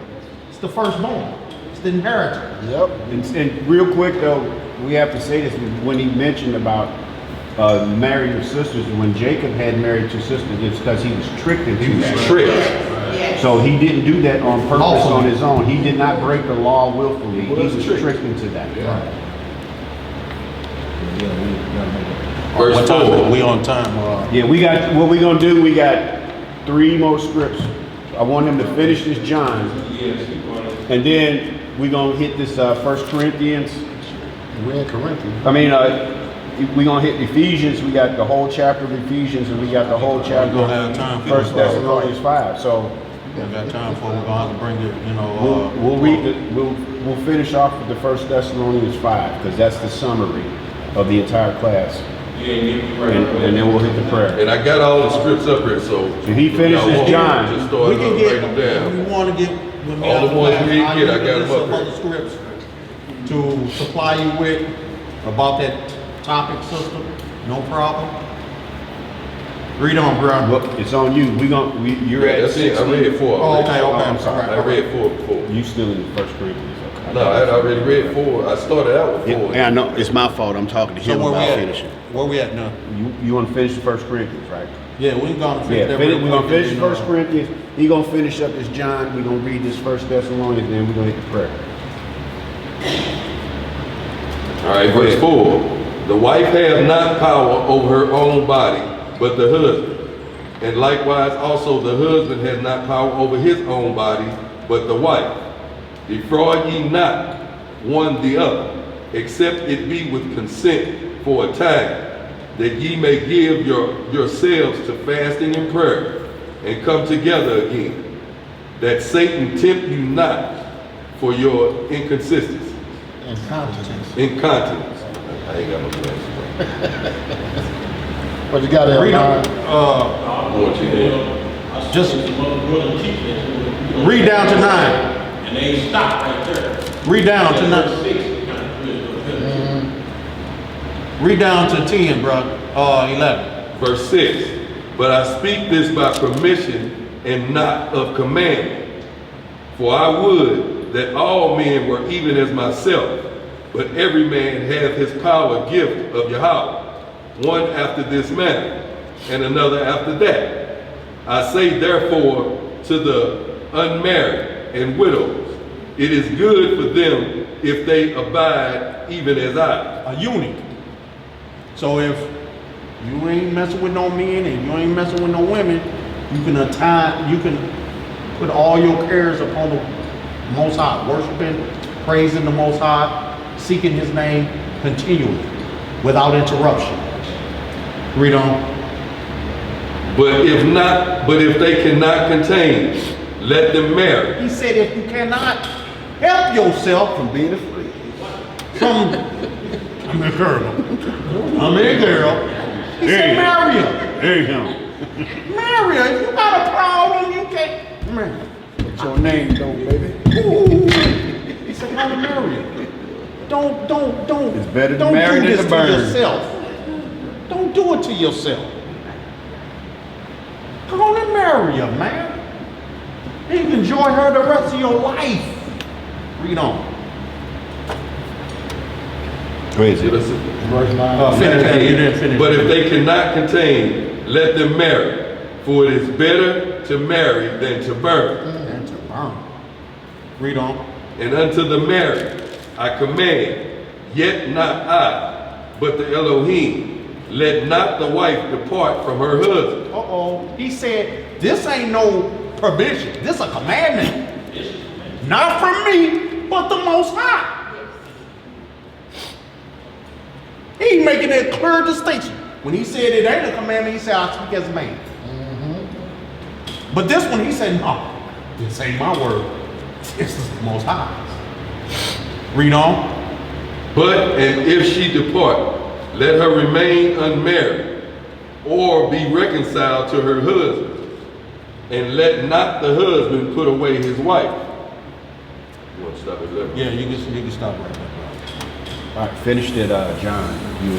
You at verse Sister, 264. Real Sister. fast. So if the husband leaves the wife, is she responsible for the marriage being, He causes her to sin and it's going to be upon him. He causes them both to become adulterers.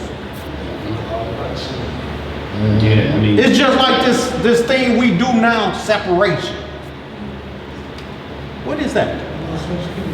That just means I want to go do my thing and you go do your thing, and then when we tired of doing our thing, we come back. Your land is polluted. Yeah, that's right. Huh? You're still in the covenant. Now you polluting the land. Don't come back here. You polluted the covenant. It's no good.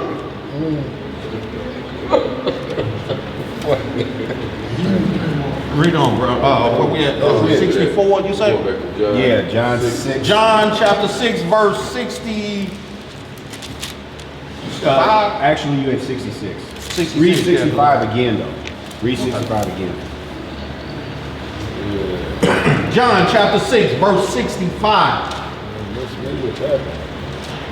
And he said, are we there? You there, brother? Verse 65. And he said, therefore said I unto you, that no man can come unto me, except it were given unto him of my Father.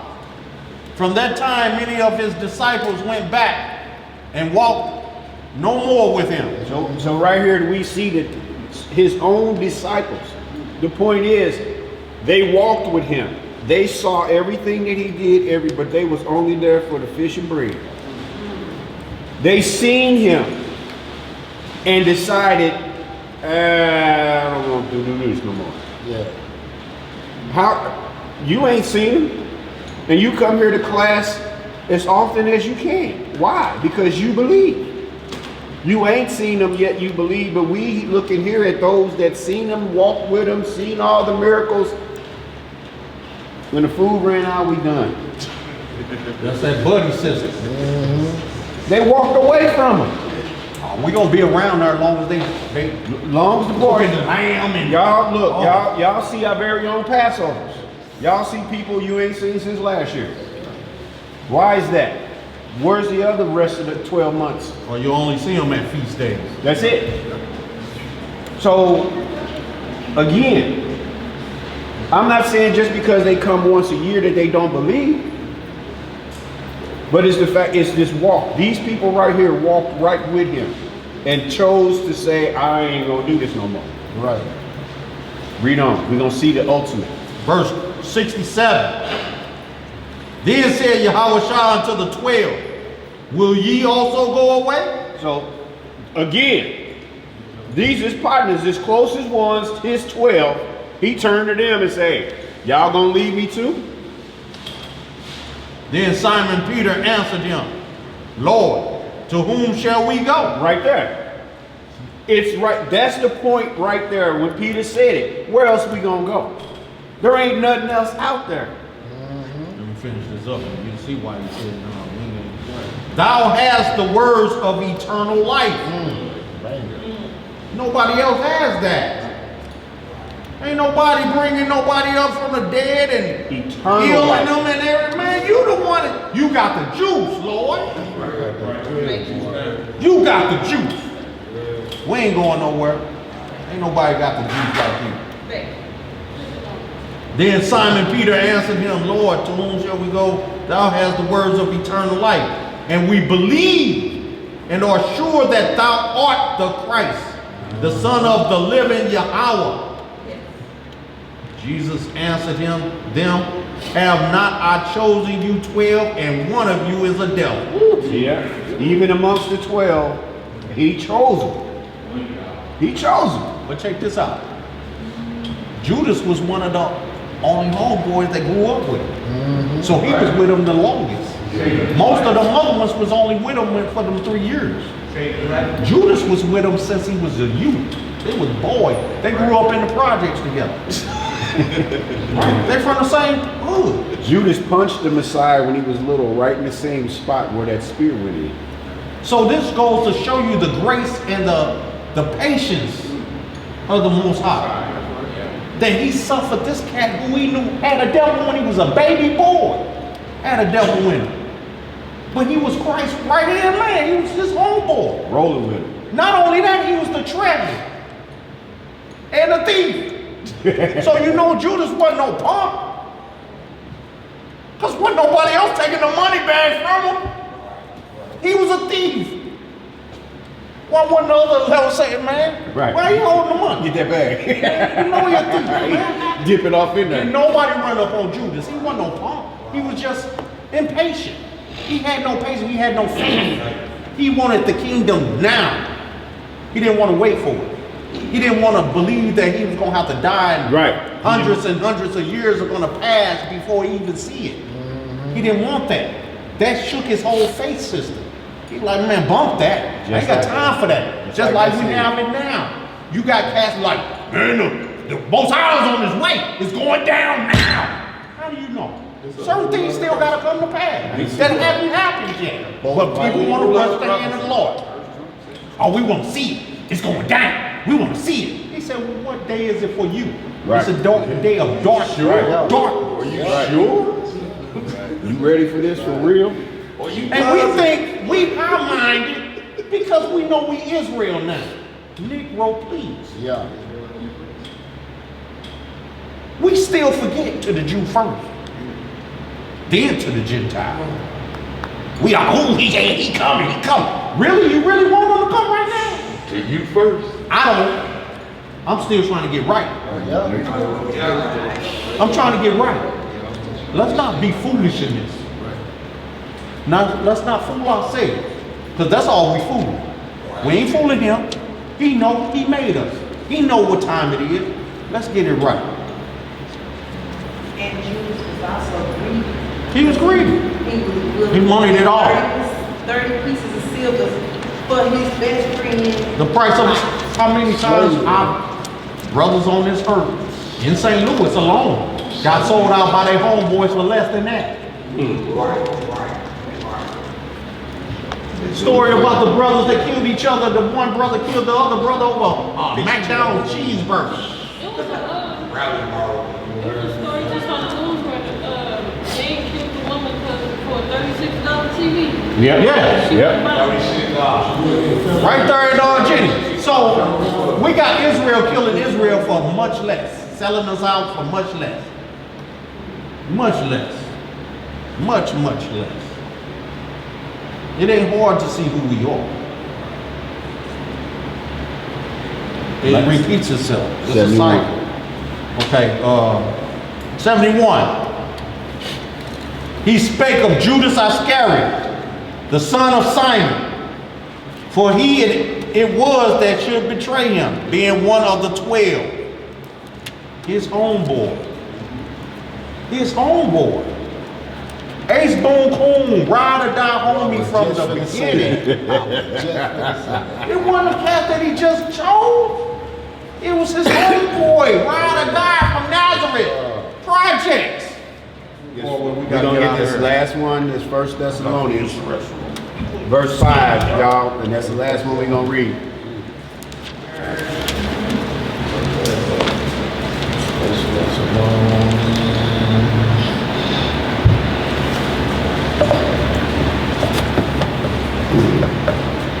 Thessalonians, chapter 5, verse 1. But of the times and the seasons, brethren, ye have no need that I write unto you. For yourself know perfectly that the day of the Lord so cometh as a thief in the night. For when they shall say peace and safety, then sudden destruction cometh upon them, as travail upon a woman with child, and they shall not escape. But ye, brethren, are not in darkness, that day should overtake you as a thief. Ye are all the children of light, and the children of the day. We are not of the night, nor of darkness. Therefore let us not sleep, as do others, but let us watch and be sober. See that? Keep going. For they that sleep, sleep in the night, and they that be drunken are drunken in the night. But let us, who are of the day, be sober, putting on the breastplate of faith and love, and for a helmet, the hope of salvation. For God hath appointed us to wrath, but to obtain salvation by our Lord Jesus Christ, who died for us, that, whether we wake or sleep, we should live together with him. Wherefore, comfort yourselves together and edify one another, even as also you do. You see that there? That's all what everything, what we talking about today is about us. About comforting each other with these words, being there for each other. It's like this brother here called me today. He said, brother, I want to come to class today. I ain't got a ride. I'll swoop through and pick him up. So he say, I thanked him when, now look, he called me. You thanked him. But I thanked him. Right. When he got in the truck, we dapped each other up. First thing I said, brother, I thank you that who I am, you looked at to be able to reach out to. I'm thanking you for the man that I am. That you say, hey, I know this brother here, I can call on him, I can depend. That's what we supposed to do, y'all. That's exactly what we supposed to do and what we supposed to be for each other. Not just coming here on the Sabbath and not seeing each other again until next week. If you got something that's going on in your mind, your heart, your soul, your spirit, is some trouble or some good. Or some good that you want to share. That's right. Call each other up during the week. Hey, I got a question about this scripture. You ain't got to wait till next week. That's what we supposed to be here. This is a daily, not once a week. This is a daily walk, and this is us. I say this all the time, y'all. This all we got. This is all we got. I look at everybody that come down here, that I see their faces every Sabbath that I'm here. Those are the ones I call the faithful few. The ones that are here that say, rain, sleet, or snow. Just like the mailman, I got to go to class today. Get some. Get it. Because I done had a hard week. I need this to get me through the next one. But you ain't got to wait. Call somebody, text somebody, hey, if you need something, that's what we are supposed to be. This is our family. We don't live at the same address, but we have to have that same mindset. If y'all look at any movies about when they showing us with these faces changed, but you see that they live in a community. You woke up every morning, you walked out your tent, and you got with your neck, we got something to go do. The men got up, they went out and got food for their families. The women took care of their families. So y'all, this is us. This is our family. That's it. We don't know everybody's name, but we know why we here. I didn't got to know your name. I see your face. I know that you rolling with me. You believe in the God like I believe. I need you too. I need you too.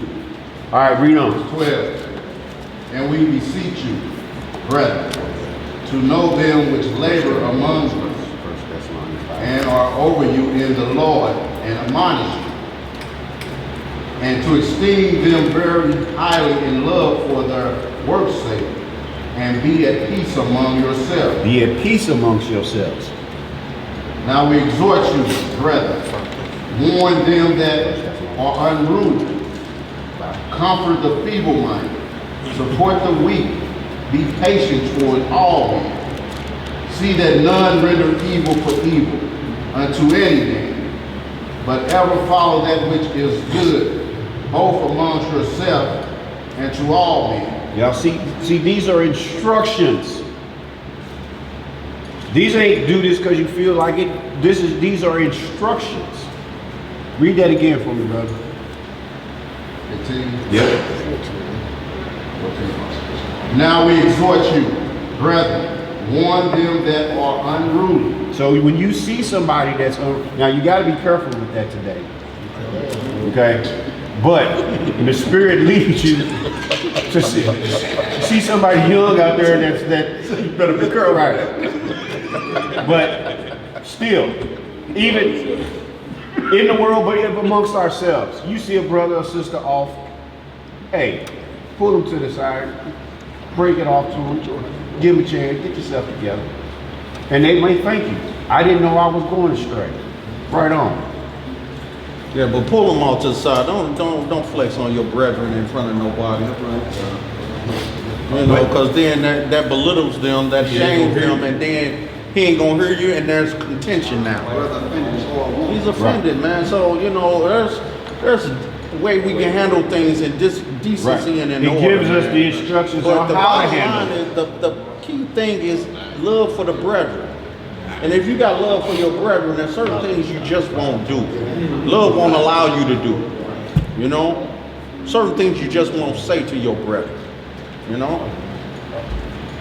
And a great second witness to that is Titus chapter 1, verse 13. We rebuke them shortly, but then there's a comma, because we do the breaking people off, rebuking people shortly, but it's the comma that they may be sound in the doctrine. Right. So you gotta build them up. Of their way. You gotta build them back up. You can't just break them down. You gotta give them the healing. You got to dead. give them the healing medicine from that. This is how you get yourself together. That's why I was talking about that Proverbs earlier. That's the love. There's a guideline there. You should have had a spirit up on you. I told him. I broke that nigga off. Broke him off something. Broke him off hella profit. But now he just broke off. He built back up. He broke off, he broke down, he broke. You know, and now you walking bound, wagging your head. It's not destroying the unbeliever, it's making believers out of them. It's about bringing in, building the kingdom, building the nation. Building the nation.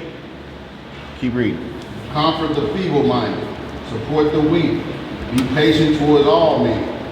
See that none render evil for evil unto any man. That's right. But ever follow that which is good, both among yourself and to all men. All men. All men. It don't just say the Israelites. Right. Brothers that know who they are. No, come on, man. We gotta be, man, come on, man. The Most High God is gracious and merciful. We have to be the same. We have to extend the same courtesy to our brethren. Love thy neighbor as thyself. Yeah, we're gonna have brethren that's just unruly, just out of the way. You shake the dust off your feet, you keep it moving. You don't have to entertain foolishness. That's right. We don't have to entertain foolishness. Proverbs 26 tells us about dealing with fools. Cats in their folly. You don't answer a fool in his folly. Yep. Because you become a fool just like him. Yep. Same foolish. Yep. You don't argue and contend with a knucklehead. Somebody with some foolish doctrine, and you going tit for tat with, and ain't nobody learning nothing. Nothing is fruitful. You're doing the Most High disservice. You're doing a disservice to the word, to the doctrine, to yourselves. And biblically, it's described as vain babble. You know, no understanding, Satan getting the glory, but you broke the law. Right. You ain't broke off nothing. You ain't broke yourself off. Sister, you just happen to have on a white hat and a blue dress. Keep reading. Read over. Let's finish. Rejoice evermore. Pray without ceasing.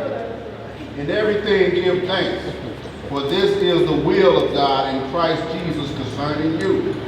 Quench not the spirit. Despise not prophesying. Prove all things. Do what? Prove all things. Hold fast that which is good. Abstain from all appearance of evil. And the very God of peace sanctify you wholly. And I pray God your whole spirit and soul and body be preserved blameless unto the coming of our Lord Jesus Christ. Yeah, you see that right there? It said be preserved. What's preserved mean? He says, I pray your God and whole spirit and soul and body be preserved blameless. Preserved is G5083. Break it off. To attend to carefully, take care of, to guard, metaphorically to keep one in the state which he is, to observe, to research, to undergo something. Steadfast in your faith. Holding fast to that what you Stand already fast, have. If you got this and you know this and you see this and you believe this, like Peter said, where else we gonna go? Don't let no man. Where else are we gonna go? So deceive you. That's right. So you stand on this. When you see something wrong, check the script. If it's showing that it's wrong in the script, then you know that that's wrong. Don't sit there and think about it and wonder. Check it out. Your spirit gonna tell you. Your spirit gonna tell you. If you seek in the kingdom, your spirit is gonna tell you. It ain't gonna lie. The Most High ain't gonna leave you out there just destitute. If you are actually seeking the kingdom and righteousness and understanding, your spirit will tell you if something ain't right. If a person try the spirit, just because they Hebrew, you better try the spirit. Just like the brother said, we had cats up here for 10 years. Only to come broke bread with them, had them in our houses with our wives and children, only to find out they didn't have no love in Christ. None. Joseph his daddy. None. Had no belief whatsoever. After 10 whole years. Never said nothing. They chilled with us, they drank, they ate, feasted with us 10 Passovers. Only to come out later and say, man, all this is just a joke. We never believed this junk no way. Boom, boom, boom. Had issues with brethren in the new doctrine come along. But it happens. It happens.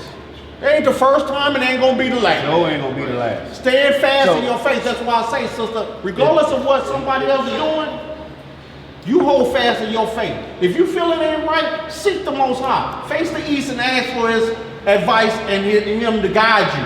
He will show it to you. That's right. He will show you. He ain't gonna keep nothing secret from you. If you're his child, you're a servant of Christ, he gonna show it to you. Because he wants you to come into salvation.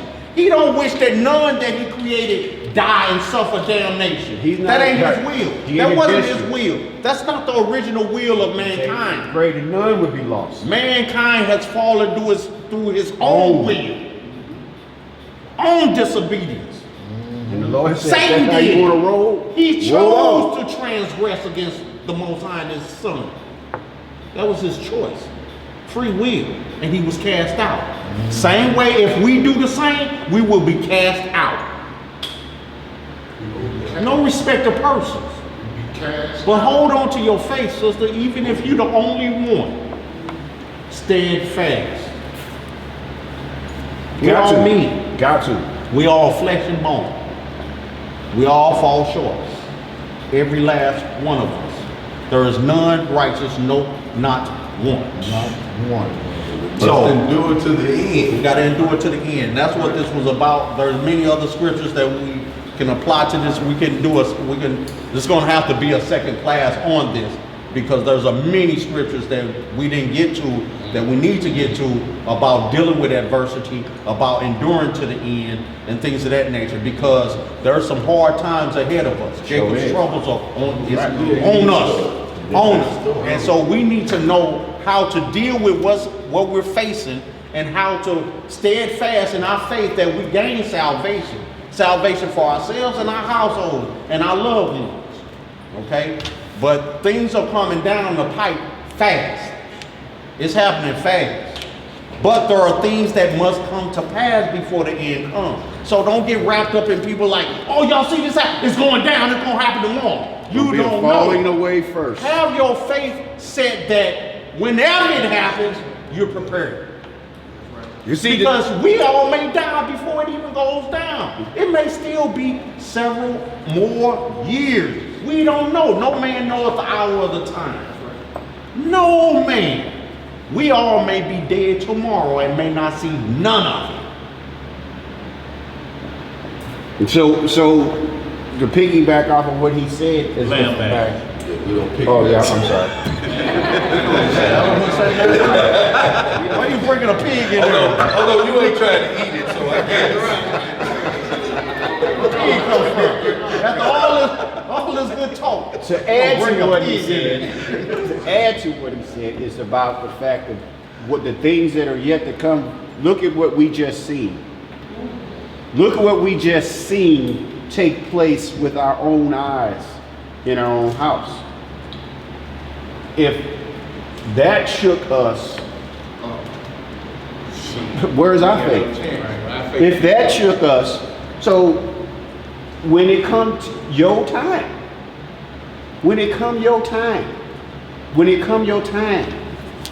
this is what this is all about. If he ain't chastising you, the Most High, because he's dealing with you, he's testing you, he's strengthening you. Those are what these tests are for. But you got to pass. This is a class you got to pass. This is not high school or college. It's open book. It's open book test, baby. You got all the answers right here.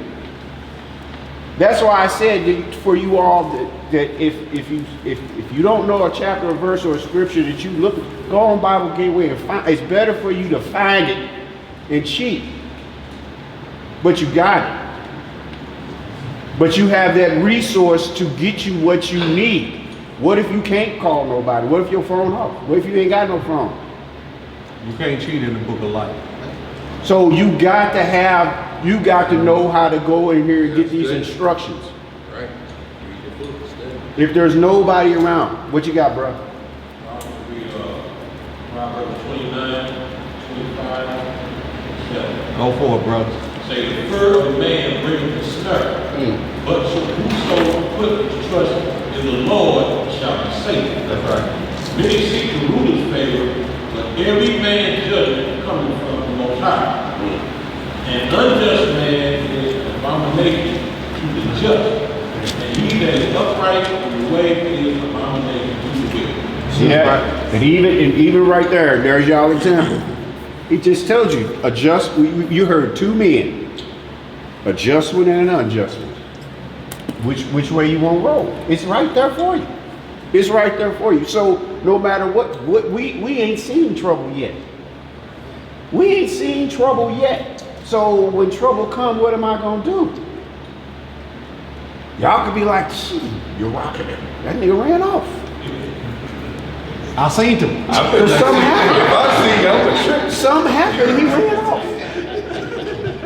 You know that this whole country is against us. We don't have nothing but the Most High. Y'all think we got it hard now? Y'all think we got it hard now in these streets? Look back in the 70s. When cops could run up on a brother and he had nothing, period. Brothers would get out of jail, the cops are waiting on them. We waiting on you to get back dirty. We watching you. When we didn't have nothing, getting beat up and all the things that they did to us, and there was nobody to protect us, like where all this is being populated and put out on the internet now. Oh, look at that cop did that brother wrong. That's unjust. We can see that now. And the world can see that now. So they have to keep some things the way they keep them. But the fact that when we didn't have a camera recording what was going on with us, it was only you, them two cops, and the Most High. So what you gonna do? This is what it's about. I ain't saying that I'm done. I done made it to this point. I'm 14 years old. I'm 14 out of 70 is what? You see what I'm saying? A baby. I got to still if none of y'all show up, I still got to keep going. If I'm not here, do you think if I'm not here because I'm at work on the Sabbath, I just got the Most High blocked out for that day? Go, I ain't got time for you, I'm at work. You got the day off? No. He has to be the last thing on my mind before I fall asleep and during sleep. Not taking a break during sleep and waking up on him and remembering him in the morning. No, you got to lay down with him and him with you in your sleep. Because Satan ain't, you think Satan sleep while you sleep? This nigga finna go to bed. I'm gonna get a nap in while he sleep and I'm gonna get right back on him. No, I'm gonna be with him in his sleep too. I'm gonna stay after him. I know what he I'm gonna stay after him. Exactly. I know what he like. So finish that up and we're gonna get this prayer on and we book. Verse 24, faithful is he that calleth you, who also will do it. Brethren, pray for us. Greet all the brethren with a holy kiss. I charge you by the Lord that this epistle be read unto all the holy brethren. The grace of our Lord Jesus Christ be with you. Amen. Amen. Amen.